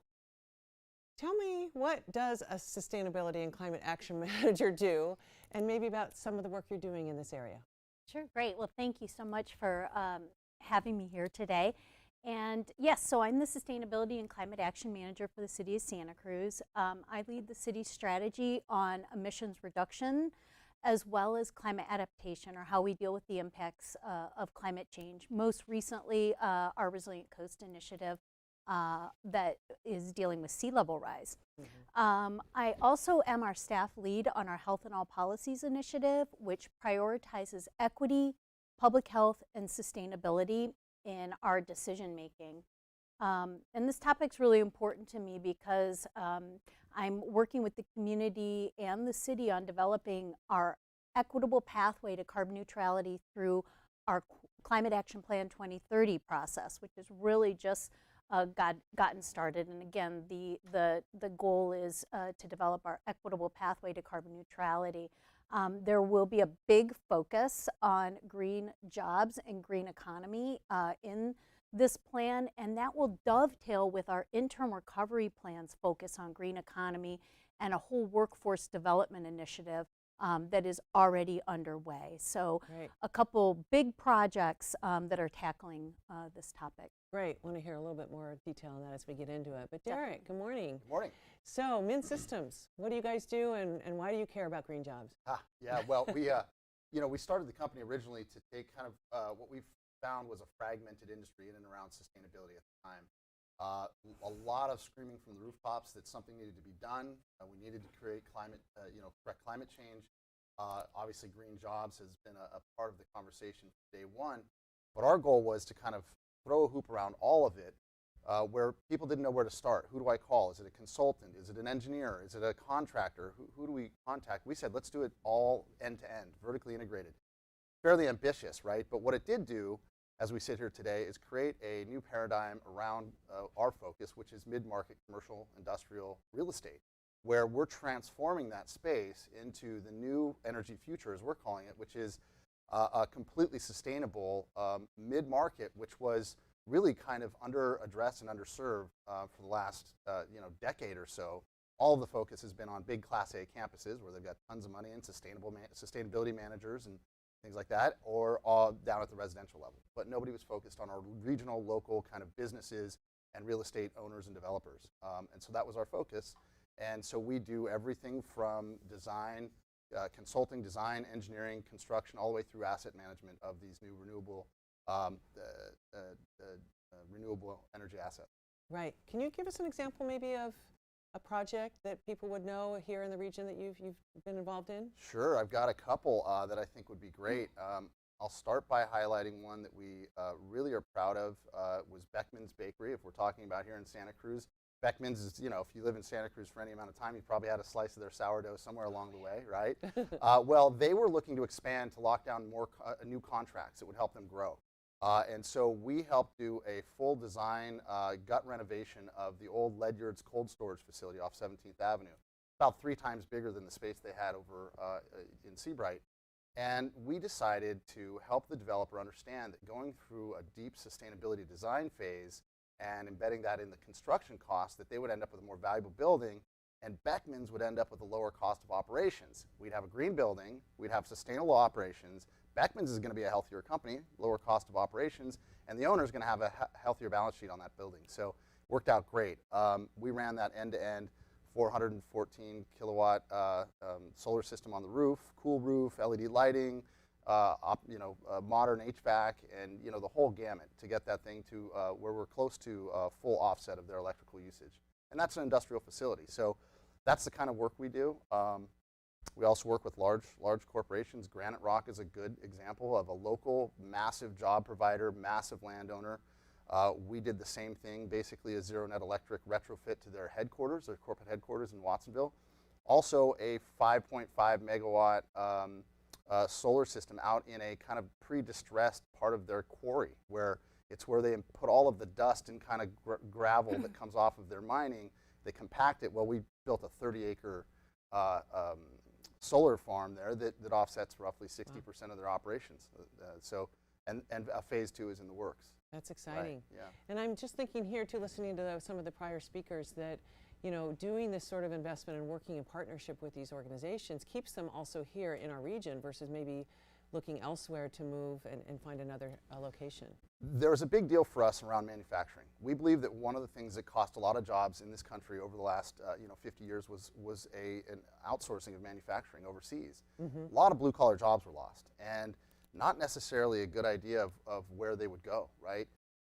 And so we believe strongly that by our work focusing on manufacturing, or at least industrial space, that we're actually giving those, and we know this for a fact. We've heard back from some of the companies we've worked with. Sonic Manufacturing up in Fremont's a good example, where now they have a better opportunity to compete with overseas pricing on their manufacturing. Wow. And they actually have added shifts since we did a full offset of their electrical consumption. Their cost of operations have gone way down. They're much more profitable. As they scale, typically if you scale in manufacturing, you have the law of diminishing returns working against you, in that the more you produce, the more that your rates go up in your usage, right? And so by flatlining that, by kind of stabilizing that, they can scale and become more profitable. That's amazing. So yeah, we think that we're really reinvigorating. Our intention is to really reinvigorate the blue-collar job market, not just through our company, but through the companies we serve as well. Into what, green collar? The new blue collar is a green collar. Yeah. I love that. That's what our mayor has been saying as well. Yeah. Okay, good. Yeah, I'd love to get more into that, like how that works for people that really want to go after this, because it is certainly blue collar evolving into green collar, which is a similar skill set but can be evolved into a more dynamic. We're finding the folks that we're hiring are literally saying, I'm so much happier working in this space, knowing that I'm doing good in the world, than what I was doing with some of the same skill set. Right. And of course there's some education, but they feel like they're actually working a little closer to technology. They're actually taking old skills and kind of transforming them into new skills, but enjoying the work more because there's actually a passion behind it. They actually care about what they're doing more than they did before. Right. No, that's really exciting. It's such a great growing part of our economy where we can invest in.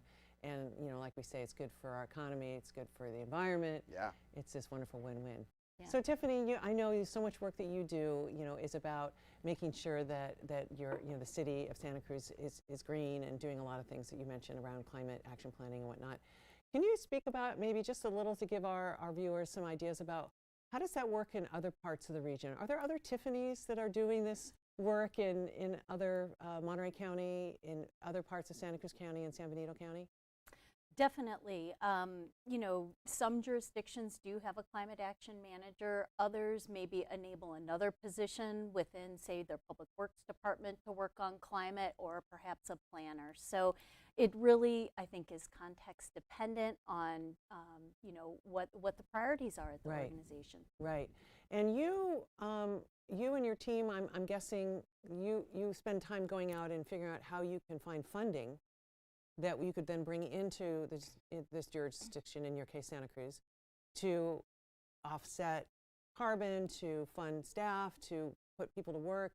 Tell us a little bit about that. Is that true? And I just give people an idea of, by having you on staff, how much money is that bringing into the city? I mean, I don't know if you track that, but I'm just really curious. That has to be a huge return on the investment of you.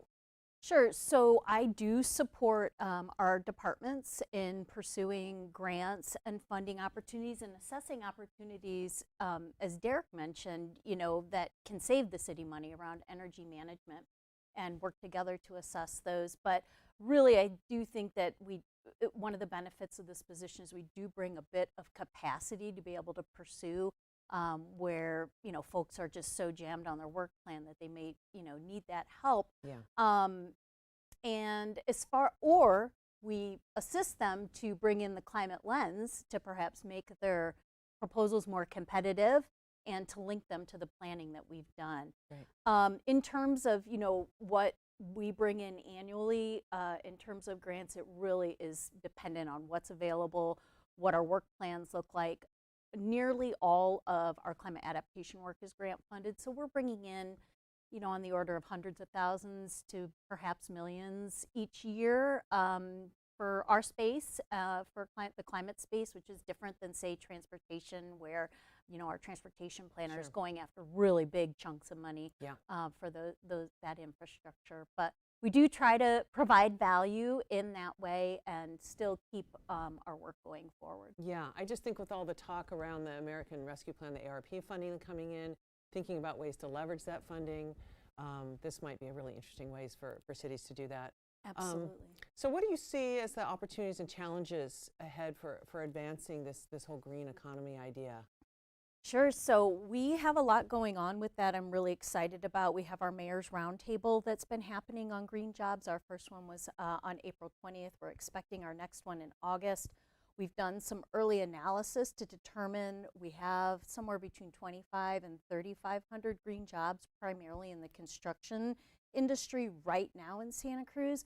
But we're thinking about green jobs and green economy much broader than that. In the blue collar to green collar, our mayor is thinking about how can we leverage folks that are in the service and hospitality and tourism industry to perhaps lend their enthusiasm for the place they live and where they love to enjoy living, and perhaps do coastal interpretation and urban forestry, coastal monitoring. Of course, we're really interested in existing building electrification. We already have passed a natural gas prohibition, but exploring what that looks like. We have a municipal workforce development for skilled labor jobs like water treatment plant operators, wastewater treatment plant operators, making sure we have pipelines for that. And then, of course, what does our green jobs analysis tell us? Where are the opportunities? Who are the people that need jobs? How can we match that up? And right now, we're really trying to understand that ecosystem of partners for us to do that work. And yeah, if folks are interested in that, they can visit our website to sign up to opt into our project's email list at cityofsantacruz.com/climate action plan. Great. And one last question. I believe we have an MBEP student ambassador that's been working with you and your team. Yes. And how did that come about, and how's that working? Yes, we're actually working with 2 ambassadors right now. One is supporting the green jobs and green economy analysis and did the initial estimation for us. Great. And is really helping us to scope out what the rest of that work looks like. And then our other ambassador worked with us to develop a climate legislative agenda. I shouldn't say agenda, but rather a tracker that we are keeping updated. He's keeping updated every couple weeks so that we're on top of where all this critical legislation's at. Because as you said, getting positioned for this funding is crucially important. It is a once in a lifetime opportunity where climate is at the top of the agenda, and we want to be ready for that, not just as a city, but regionally. Right, it's so important. Absolutely. Yeah, it's very exciting. So Derek, what's the future look like for Mint Systems, and what are you excited about? Well, that's a that's a big question. Yeah. You know, currently we have started working. We didn't set out to, but we have started working with municipalities locally, right? And we've kind of taken the old model that that they traditionally had to use or employ in order to get good sustainability work done from outside contractors, and kind of flipped it where, again, back to that vertically integrated way of doing things, where we actually developed the project with the intention of being the people who deliver the project as well as manage it ongoing. So it creates for a little bit more of a kind of a collaborative work together with the municipality. So we're excited about that. We're excited about continuing conversations with Santa Cruz and Santa Cruz County and you know, other counties in the area, as well as, you know, we're working closely with 3CE around this new concept of needing more energy storage, right? Mm-hmm. That's really the big change that we're going to see in sustainability from our perspective. Maybe you could pause and just tell people that don't know what 3CE is. Yes, real quick. yeah, that's our local. That was our local tri-county area of, you know, these were the community choice energy organizations that the goal was to be able to provide green energy for those that wanted it. A while back, on your PG&E bill in our area here, you had the option to opt out of buying green energy. I don't know what lunatic would do that, but but you know, you had the choice, right? And so those tri-county area came together to create one organization that's now even stretching all the way down past San Luis Obispo. It's a very large region. They represent the idea that we can deliver you know, green energy to our residents. Challenge being, solar in the middle of the day is at its highest production. Well, there's actually more than enough solar on the grid in the middle of the day, believe it or not. We need more solar, but not without storage of that. What happens is we can soak up that energy, store it in the middle of the day, and then deploy it throughout the rest of the day. The other big need is resiliency. We're looking for a grid that can function when chunks of it are going down due to fire shutdowns, public Brownouts. safety, brownouts, things like that. We have a lot of critical infrastructure, and the goal is how do we keep these hospitals up and running? How do we keep, generators sometimes don't work in a shutdown, right? And we have even manufacturing. People are losing huge chunks of revenue in manufacturing because the power gets shut off, and they don't have a good backup system. So to some extent, we're working privately with those kind of organizations, and also we're working with utility companies, 3CE, in a large-scale plan to kind of spool up a lot of stored energy. So that's going to be a big, I think that'll be in the news a lot coming forward, is how much storage is out there. We're working with another organization that's a spin-off of Google X's think tank, and they've created what's called long duration energy storage, which means it can be deployed slowly out for long durations instead of bursts. And totally different type of technology, and we're working with them on developing a very large project out in the South County. And so there's a lot of storage is going to be on the, I think, out there. For us, we're going to be a part of that, certainly, and we are. We're at the very tip of the spear in those efforts in developing kind of a network. Our belief is the real future is a decentralized network of generation and storage assets that are spread out around municipalities, mid-market, commercial industrial sites that can all be triggered to operate as one unit. And that's totally doable at this point with software, and we're working on that plan internally. And is that obstacles there would be what, legislation to allow that to happen more, the technology, or what's holding that back? There's very few obstacles. The challenge currently is getting through some of the review of what does it look like to put that much power on the grid at one time. That has to be looked at through the Cal ISO, where they're doing a full review. And so that's a bit, that's been a normal process with large-scale solar, but now it's happening with storage, and we're not quite sure how that's all going to play out. So for us, getting the sites lined up, getting the engagement with the stakeholders of those sites, whether it be public or private, and then working with the utility to talk about how do we play this? How much value is there for you guys, and what does it look like to aggregate? How tight do these regional aggregations need to be? How spread out can they be?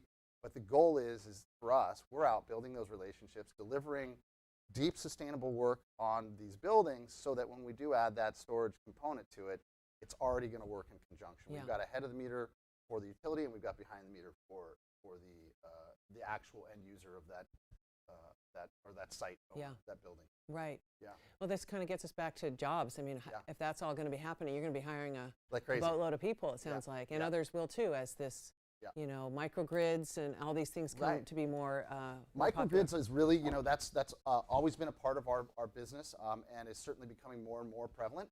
That's kind of ties right into what I was just talking about, which is the larger scale grid, regional grid. Microgrids are really the solution. Storage is really the solution to what's wrong with the grid. So jobs, I mean, for us, we grow roughly, somewhere around 20 to 40% annually. Wow. And so we're, and sometimes, it's more than that, but staff-wise, it tends to be there. But it's not just who we're hiring, which I love the idea of how we've built our company. Culturally, our intention was to take people that didn't have necessarily we have some very pedigreed people, but a lot of our staff were people that left restaurant management to move into being, I want to get trained up as a project manager. So we have literally folks that were running local restaurants now running large-scale sustainability project, right? A renewable energy project. And we've got folks that are coming in that say, hey, I don't have a degree, but I've got some experience, and we're learning how to translate that experience into something valuable for our company. So we love the idea that we're a home for people that maybe weren't happy with their career, wanted to change into something that was super important to their heart.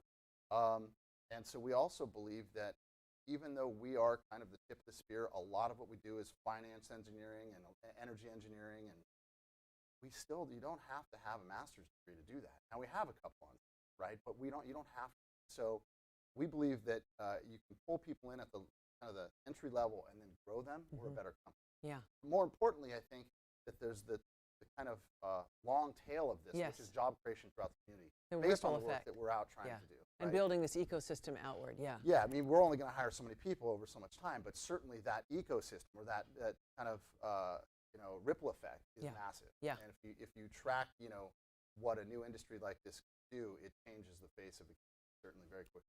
Yeah. We only have about a minute left. We have an audience question, which I have no idea what this means. Any words of optimism regarding the future of rooftop solar as it relates to NEM-3? Yep, that's a great question. I'm going to try More to than do- a minute. Yeah, Okay. she knows it's more than a minute. I'm going to be very, very quick. The with it. 30-second version. Yes, there is hope. If you're coming from a perspective of NEM3 is just the kind of organization from the PUC and PG&E on how much less they can pay us for the solar we're generating on our, and basically they're saying there's enough solar, we can't keep paying you guys this much for solar production. Well, NEM3 is going to crush the solar industry at that kind of mid and lower residential market unless it's coupled and paired with energy storage, right? So the new thing will be the way that the metrics will play out, where it still has a strong investment to return ratio, will be coupling solar with energy storage. Straight solar by itself, it's not gonna be as, we don't know yet. We don't have the results of their the decision around NEM3, but basically our assumption is it's going to be fairly deleterious to the solar market. Yeah. So I would say definitely consider energy storage as that the necessary component forward. Yeah. Good. Well, on that happy note, we need to wrap. Thank you guys so much for coming. It's so great to actually see you in person too. Likewise. I'm really thrilled that we got to have this conversation. Lots of good ideas, and I'm hoping our viewers got a lot of good ideas from it too. So thanks so much for having me. Thank you so much. Thank you.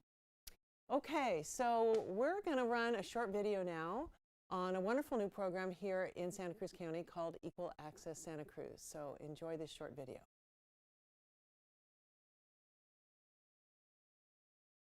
Okay. Thanks, you guys. That was was awesome. so fast. You did go I know. fast. Oh It my just goes gosh. like that. I know. I had So a, crazy. I had a, Your chair back Yeah. in position. We'll Yeah. get your mics off of y'all. Okay. you want to do that here or out there? Okay. Thanks, Kate. Thanks, yeah. You want to do that here? Oh, sorry, I did it filtered. What's going on? Uh-huh. Are you, Matt will be Oh. sitting here and you'll, Oh, I need to separate because Matt's going to be here. yeah. Oh, Matt's gonna. Yeah. Oh, where's Matt at? It's out in the kitchen, he's all ready to go, he's got his water. Yeah. So we do need that chair back over here. Yes. Okay, so you'll open back with Matt sitting here and showing those two slides. Yeah, I'm going to show those slides and then I'm going to introduce him. Okay. And we're going to segue into talking about broadband and then. Does that make sense?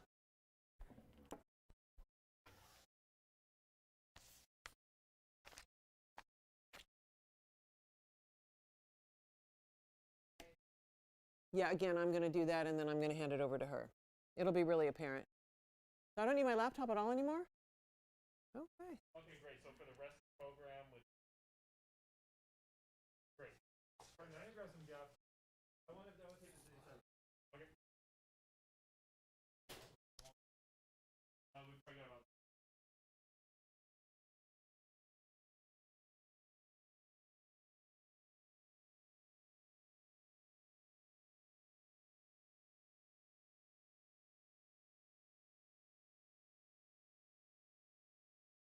Yes.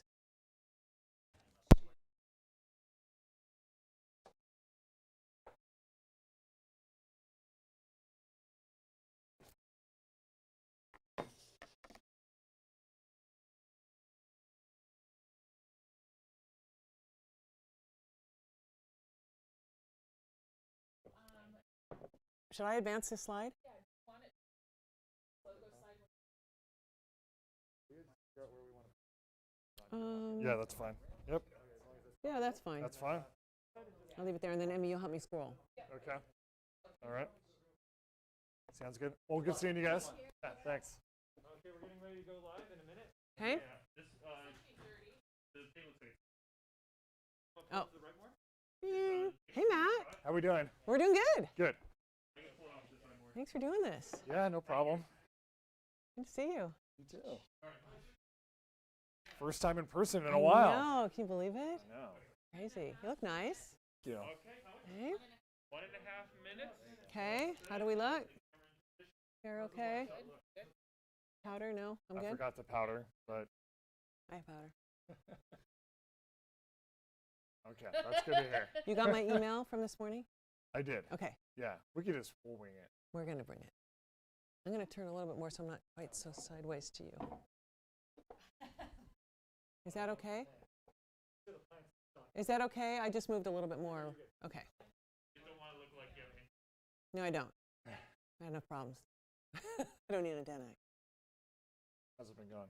Pretty good. Good. Yeah, I guess you have to ask everybody else because I've been sitting here the whole You've time. been on, yeah. But we're on time, and I think the conversation's been good. And a few snafus, but you know, nothing. Yeah, that happened. Yeah. And your phone is off or away or something? Okay. Oh, we're Test, talking. test, test. Matt here. Good to see you guys. Keep talking. So this will be fast and furious, huh? Yeah. We got 2 minutes. Good. I'm going to do a little intro on this, and we're going to just riff a little bit on the broadband stuff. I need Matt Okay. talking a little more. Talking. Right, that's perfect. Thank you. Wasn't that great? I love that video. It's just so heartwarming. So I'm very excited to give you a quick peek at a new initiative that MBEP is working on to expand Equal Access Santa Cruz across the rest of the region. And funny enough, we are calling it Equal Access Monterey Bay. By working closely with our partners to identify projects and to help with funding opportunities, we hope to be able to connect hundreds of residents who today have no or inadequate broadband access.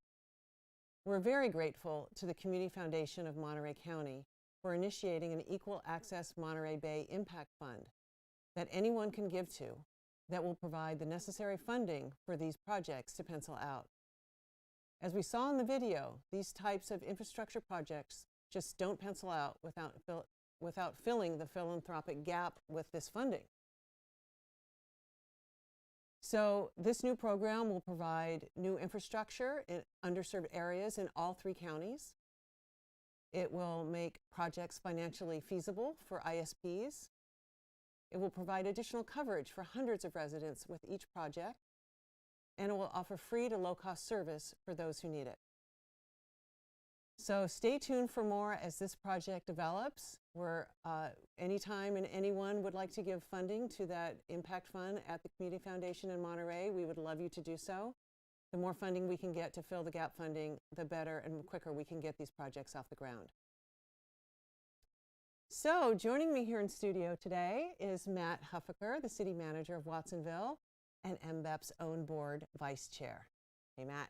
Hey, Kate. Good to see you. Good to see you in person. First time in person after a year of seeing you on the screen. Yeah, so it's yeah. great. You look good. Thank you. Likewise. So we're really going to talk a little bit more about the idea of this federal funding and creating local impact. But just since we're on the idea of broadband right now, I know you were involved and aware of this great project that happened with Equal Access Santa Cruz, and just maybe give us a few seconds on that program and what it meant to Watsonville. Yeah, well, first off, lowering barriers to quality broadband, I know, has been a priority for the region. Part of the work that MBEP's been doing for several years now, and it was exciting to have an opportunity now throughout the pandemic, knowing how this last year has really exacerbated and I think highlighted the inequities we have across our region when it comes to broadband access, of removing some of those barriers. In Watsonville, we were proud to help partner on the Equal Access program, acknowledging that the challenges we have with accessing broadband are both an infrastructure challenge and a financial challenge. There's many households that actually have access to quality broadband but are just unfortunately not able to afford the level of bandwidth that they really need. And I thought it was a really innovative way of approaching those dual challenges of making sure that families that are struggling financially to access quality broadband have that opportunity, and at the same time, where there are pockets of areas both within Watsonville and other parts of the Tri-County, how can we expand infrastructure to those areas to make sure that we are helping to fill those gaps? And I thought the program did an excellent job of kind of blazing a new trail on that front on our broadband efforts. Yay. Yeah, we're excited to be part of the effort to expand it across the rest of the region. So exciting times. Yes. So we've mentioned a few times today about this whole idea of federal funding coming into our region, a total of $280 million if you look at all the jurisdictions, counties, and cities in our region. Tell us a little bit from your perspective as the city manager, which for those of you that don't know, that's like the CEO of the city of Watsonville that runs all the staff and, you know, serves at the pleasure of the city council, our elected officials. Yes. We mustn't forget that. But tell us what it means for you in Watsonville, for instance. What are you expecting and how's that going to work? Well, first off, we haven't seen direct federal funding of this scale really since FDR's New Deal over 100 years ago. So I think it's, in many respects, an unprecedented opportunity for us to leverage this federal funding in ways that allow us to make some meaningful change on a number of fronts. For Watsonville specifically, continuing to push for more access to quality, affordable housing. The pandemic, again, has really exacerbated our housing crisis across the country, and that's playing out here locally as well. So that's one area, is how can we leverage the funding in a way that allows us to continue making progress on the housing front.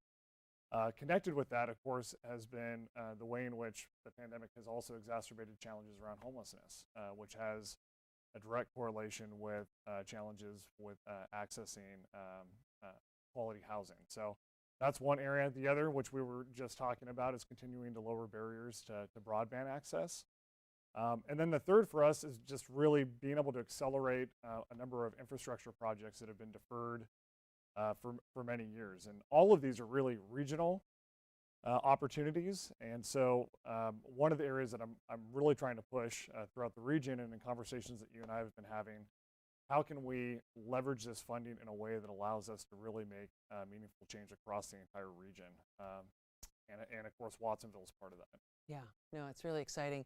So, so how much are you getting in Watsonville? And what is that? How's that relative to, say, your general fund? So we're bringing, or at least we've been committed, because we haven't received $1 of it yet, but we're hopeful that it's coming. 18.8 million for Watsonville, and just to put that into context, that's about half of our annual general fund revenues. So it's a large number. And what is the process to decide how to allocate that funding? So we prioritize funding in a number of ways. In fact, right now we're working with our council on updating a 2-year strategic plan to just take a fresh look at what priorities we have specific to Watsonville. So that'll really be one of the ways that we help guide where investments are being made. We also intend on having conversations with our community as we look at this $18.8 million and how best to utilize that in a way that meets our community's needs. Yeah. And again, my hope is there will be some regional conversations around how we can collaborate and leverage this funding to the fullest extent possible. Yeah. So where do you see leverage opportunities to maybe take that, I'll just call it 19 million, and maybe double it or even quadruple it? Well, I think one of the low-hanging fruit is around housing. Yeah. The American Rescue Plan, in addition to the direct funding that's coming to cities and counties, has also established a number of buckets that can also be used for housing programs. Everywhere from helping families that may be struggling to pay rent. And there was a study that came out recently that showed that there's 1 in every 5 households right now that are behind in rent, as well as behind in their mortgage. So that's one area, is just to ensure that we can stabilize those that are already currently housed and keep them housed. And then the other is just continuing to add to our housing stock. We know that we are woefully underperforming as a state when it comes to meeting our annual housing needs. And I think there's opportunities for us to partner with our state partners and across the region to use this funding in a way that can produce more housing stock in our area. Yeah, and maybe even for broadband, with the governor talking about making that a significant investment. Perhaps there's some matching funds that you could leverage then also for your broadband investments. Yeah, and the Biden administration at the federal level has also prioritized broadband access as well. Mm-hmm. And I know the vice president has been tasked with developing programs locally and is having conversations with the governor here in California as well. So there seems She kind of knows him. She kind of knows him, yeah. And she's a fan of California, which is great too. Yeah. But I think there's a lot of momentum behind that. I think the pandemic has really helped to reveal where those inequities stand, mm-hmm. and the challenges of what that poses for families that don't have adequate access to broadband. So Right. I'm hopeful that we're at a tipping point here to really be able to do some exciting things around broadband access. Yeah, absolutely. And, you know, it's back to the administration. The feds are also talking about an infrastructure bill in the trillions of dollars, trillions, whatever that means. That's such a big number. And then what is it, the American Families Act that Biden was talking about last week? Yes. So that's another, you know, trillion or something. Like there could be a lot more monies coming to our region following these ARP funds. So back to your point about kind of getting organized regionally to figure out how we really leverage that and maximize the impact, we'll then be set up really sweetly to do more of that with these additional funds. Yeah, you know, again, we've never seen funding on this magnitude. Yeah. So having another potential 2 more streams of $1 trillion each, I think, will present opportunities that we've not had, that we've not had before. Yeah. And I'm excited to continue exploring and ensuring that we have projects, specifically infrastructure projects, that are shovel ready. So we're preparing for those now in anticipation, hopefully, of what will be an infrastructure bill that comes through over the next year. So we can Right. hit the ground running. Absolutely. You know, I think a lot of jurisdictions are doing that. And speaking of that, you sit on a roundtable with other city managers, right? Monthly, you guys get together here in our region and share ideas, and I think even with the county CAOs also that are part of that now. Yes. Like, what is the tenor of that? Like, how are other, just for our viewers that are maybe not in Santa Cruz County, what are some of the other thoughts and how your peers are planning and you know, getting ready for the funding? Yeah, there's strong interest in wanting to work together as we all prioritize this funding in a way that allows us to be most effective with it and efficient as well. You can imagine, too, that the way in which the pandemic has impacted cities in disparate ways. Some cities have been rocked much harder than others from a financial standpoint. But there's an element, too, of just trying to keep the ship afloat for some of those agencies. But our conversations as a region across those city managers and the counties, there's been strong collaboration. I would actually say stronger than we've ever had before, of us all pulling together to try to get through this challenging year. So I think with that collaboration, it gives us this opportunity to be more effective as we work through the American Rescue funding. Yeah. I mean, people may not realize it, but not only, of course, sales taxes have taken a huge hit, but let's just pick on lovely Monterey. You know, their TOT, their taxes that come from their hotels, you know, that has been hit so hard. You know, I shared earlier when we started our program this morning about the aquarium and the $70 million there down in revenues, and that would have translated into lots of taxes that would have flown into the jurisdictions there in the peninsula. So, you know, the unevenness of how this pandemic has affected our jurisdictions is something that I think people need to be aware of. Yeah, the disruption in the ways that we had to close entire sectors of the economy just overnight. We've never experienced something like that, right? Hotels have ups and downs, right, as we move through the economy, but having to actually close their doors completely to operations whatsoever.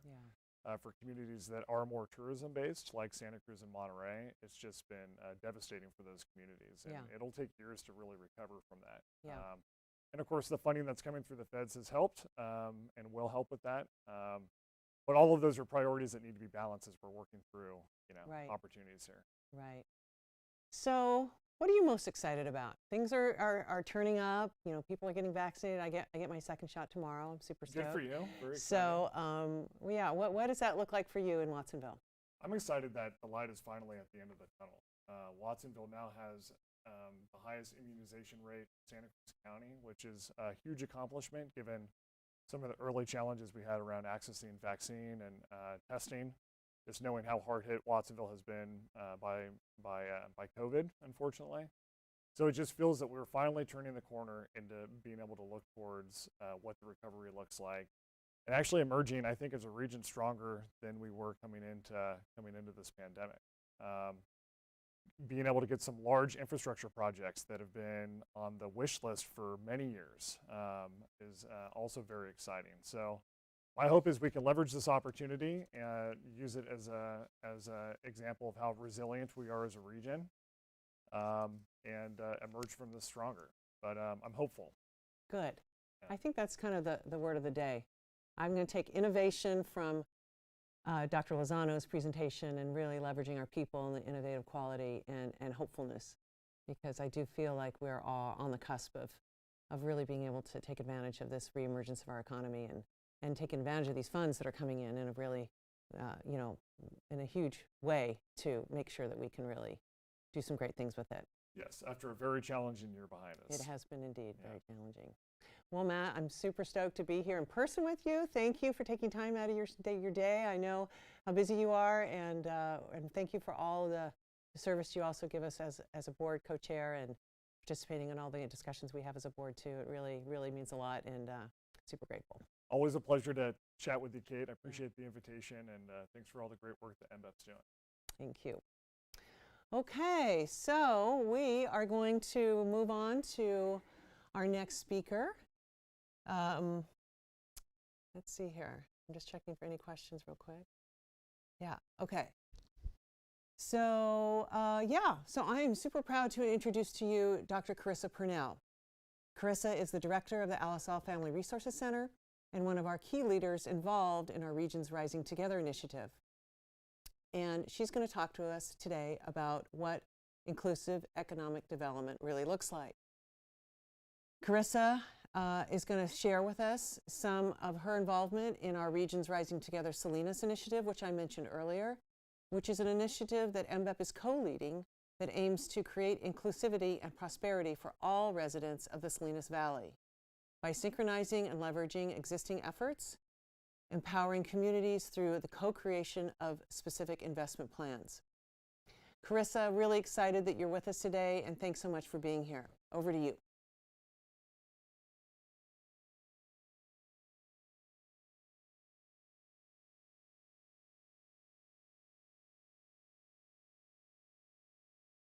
Are we out? Okay.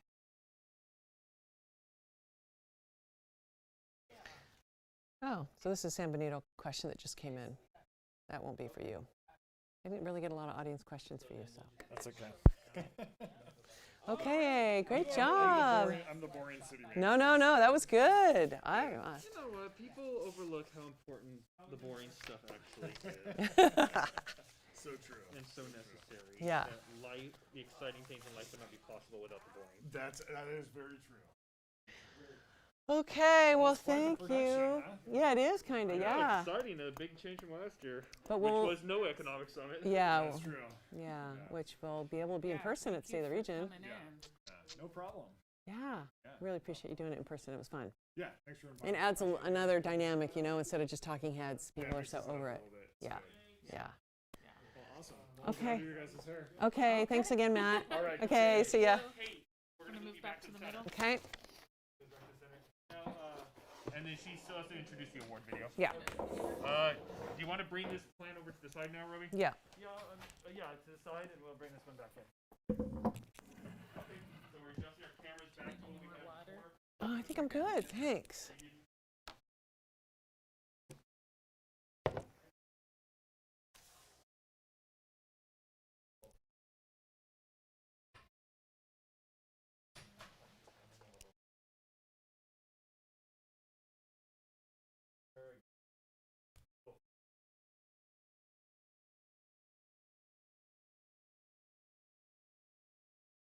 Yeah, I gave her 10 minutes, yeah.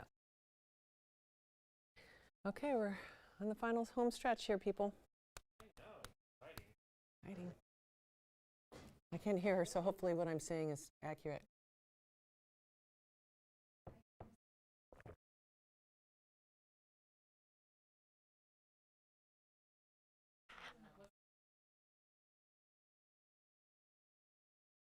Maya, can I give you this? Because we're not going to need any more Q&A. Thank you. And I'll just have this and this. Did we Okay. get many questions? Nope. We don't often. Was there a lot in the chat? Is there a lot of chatter going on in the chat or not? Do you know? I don't know. Okay. Sometimes people put questions in the chat and they think they're getting in the Q&A.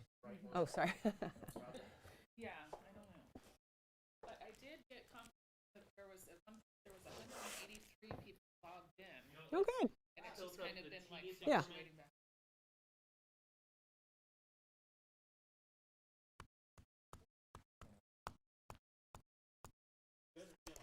Yeah, much better, David.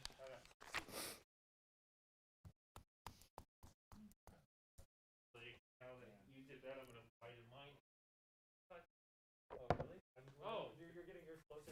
I'm closing in. Wait, which one's the close-up? Because I thought he was.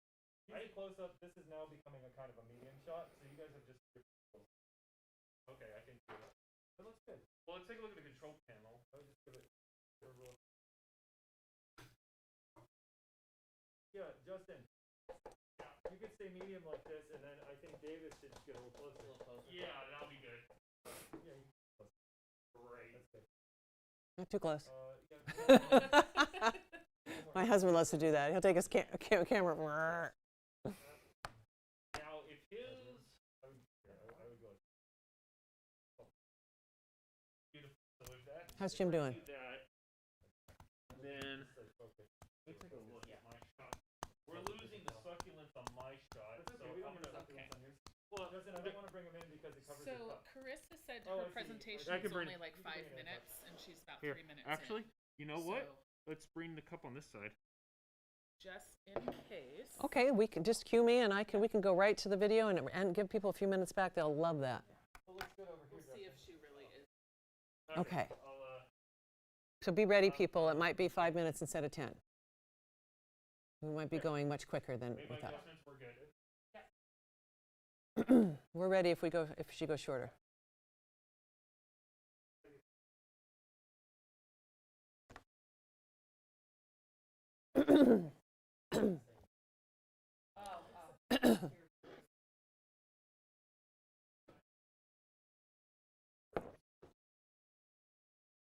Yeah, if you look at the center.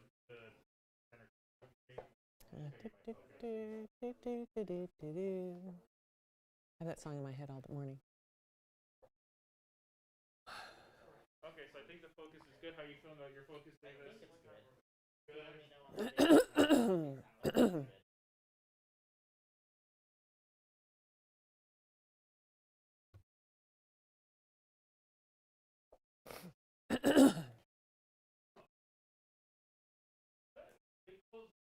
So just listen carefully so we follow Carissa's lead. Oh, we're wrapping up, guys. We're doing this.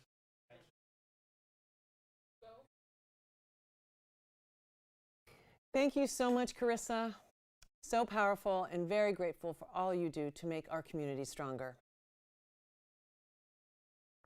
Now I'd like to introduce Dr. Eduardo Ochoa, President of CSU Monterey Bay and MBEP's Board Chair, to introduce this year's Public-Private Partnership Award.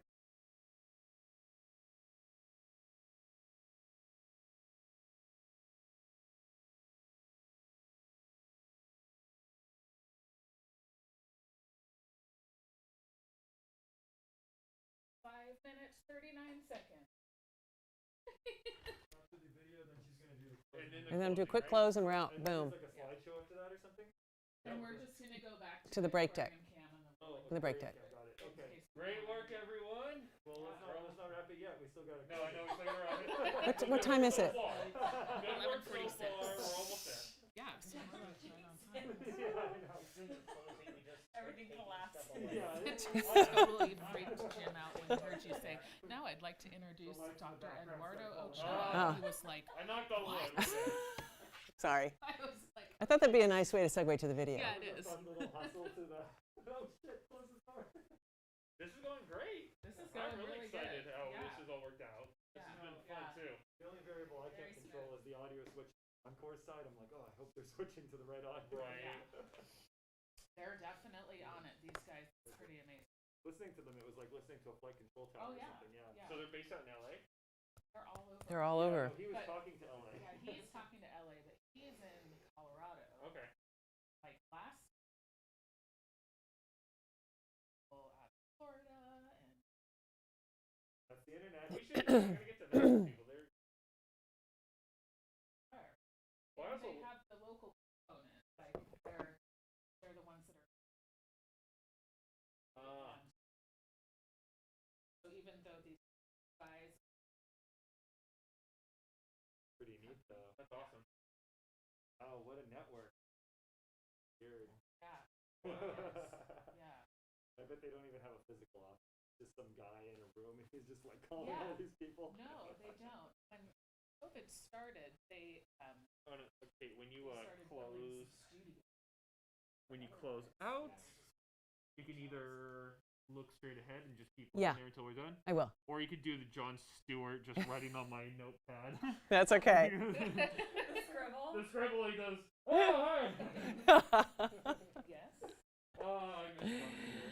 Oh, me. I may know. Trevor Noah is funny. I don't watch The Daily Show, but he's a funny guy. He's funny. He's funny. I just unfollowed him on Twitter just because I was tired of his tweets. There's just so many of them. I like him a lot. Too much. We're at like. Yeah. Well, I see them all. I feel like he tweets more than anyone else I know. Right. All Trevor Noah, it's like Trevor Noah. Well, he definitely gets into it with people too. Like Ted Cruz.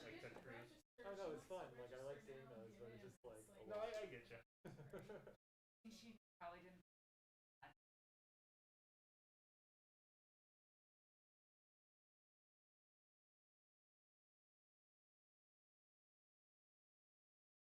We should have comped all the awardees.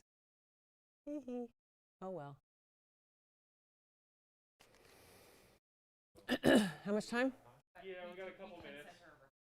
Who's going to give us the signal? Maya's putting us on So they're going to track. text us? Thing when, oh, you're on. Yeah, they're gonna.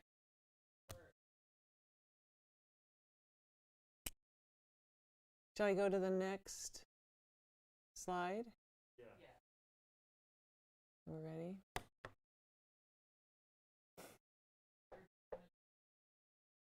No, I'll do this and then I'll do that.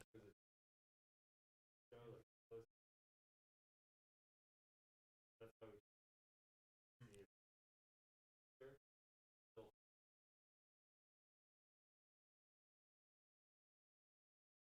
I hear you. I mean, Okay. if this was an actual TV studio and you had more practice at it, you'd be looking every time this up. You'd Yeah. like cameras, Yeah. like 5 cameras, like looking at the right stuff. Yeah. No. But I didn't get into that. It's crazy to see them live. How many cameras? They got this one big one on a crane in the middle over the audience. Yeah. Around.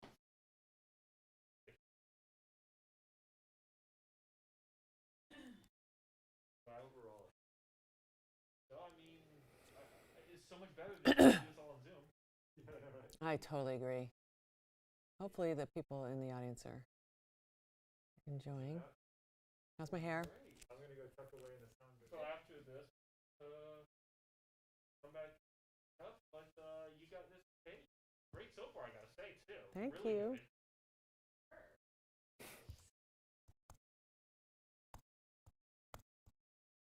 Okay. I put that pen down, otherwise I'll tap it. How much? How we doing? Davis, gotta do this. Okay.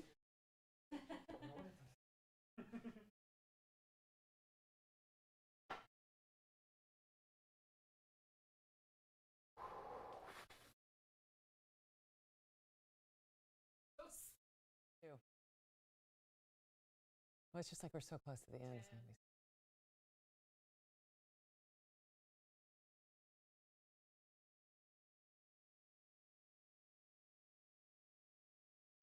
So we are so grateful to the many folks who brought Selena's Home Key to reality. Congratulations again. In closing, let me invite you to our next big event, yes, in person, woo, at the Monterey Convention Center on October 29th. And that will be our State of the Region conference, which will be another great event. And we look forward to seeing you all there live and in the flesh. So hold that date. At MBAP, we believe that the health and resilience of our communities is dependent on our ability to work together to solve the challenges that we face. I hope you enjoyed today's event, that you learned something new, and that we got you thinking. Let's channel that momentum to think big and reimagine what our region could be and work together to bring these ideas to reality. I wanted to just give a quick shout out to my team, Maya and Emmy, that were here in the studio helping this go also smoothly, and the entire MBEP team on the chat and in virtual support, and the guys here in the room, Roby and Justin and David and Ian and who am I missing? Kingston. Thanks all you guys. Really appreciate you being here. It was really fun to do it in the studio. And thank you all for being here with us. Be well and enjoy the rest of your day.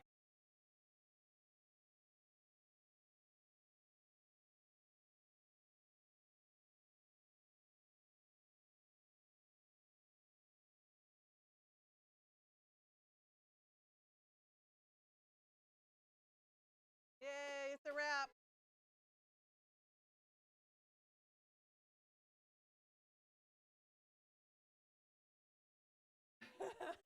Another one in the book. Another one in the book.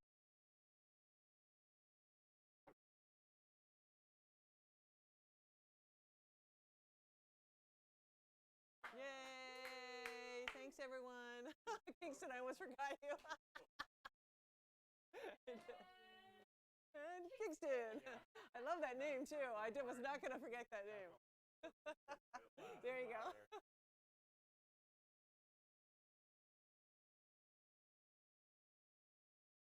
Okay, what do I have? I have all my goodies in here. Hey, still here. Good. Oh, and I have gifts for you. Did you get your books? Oh, good. Good.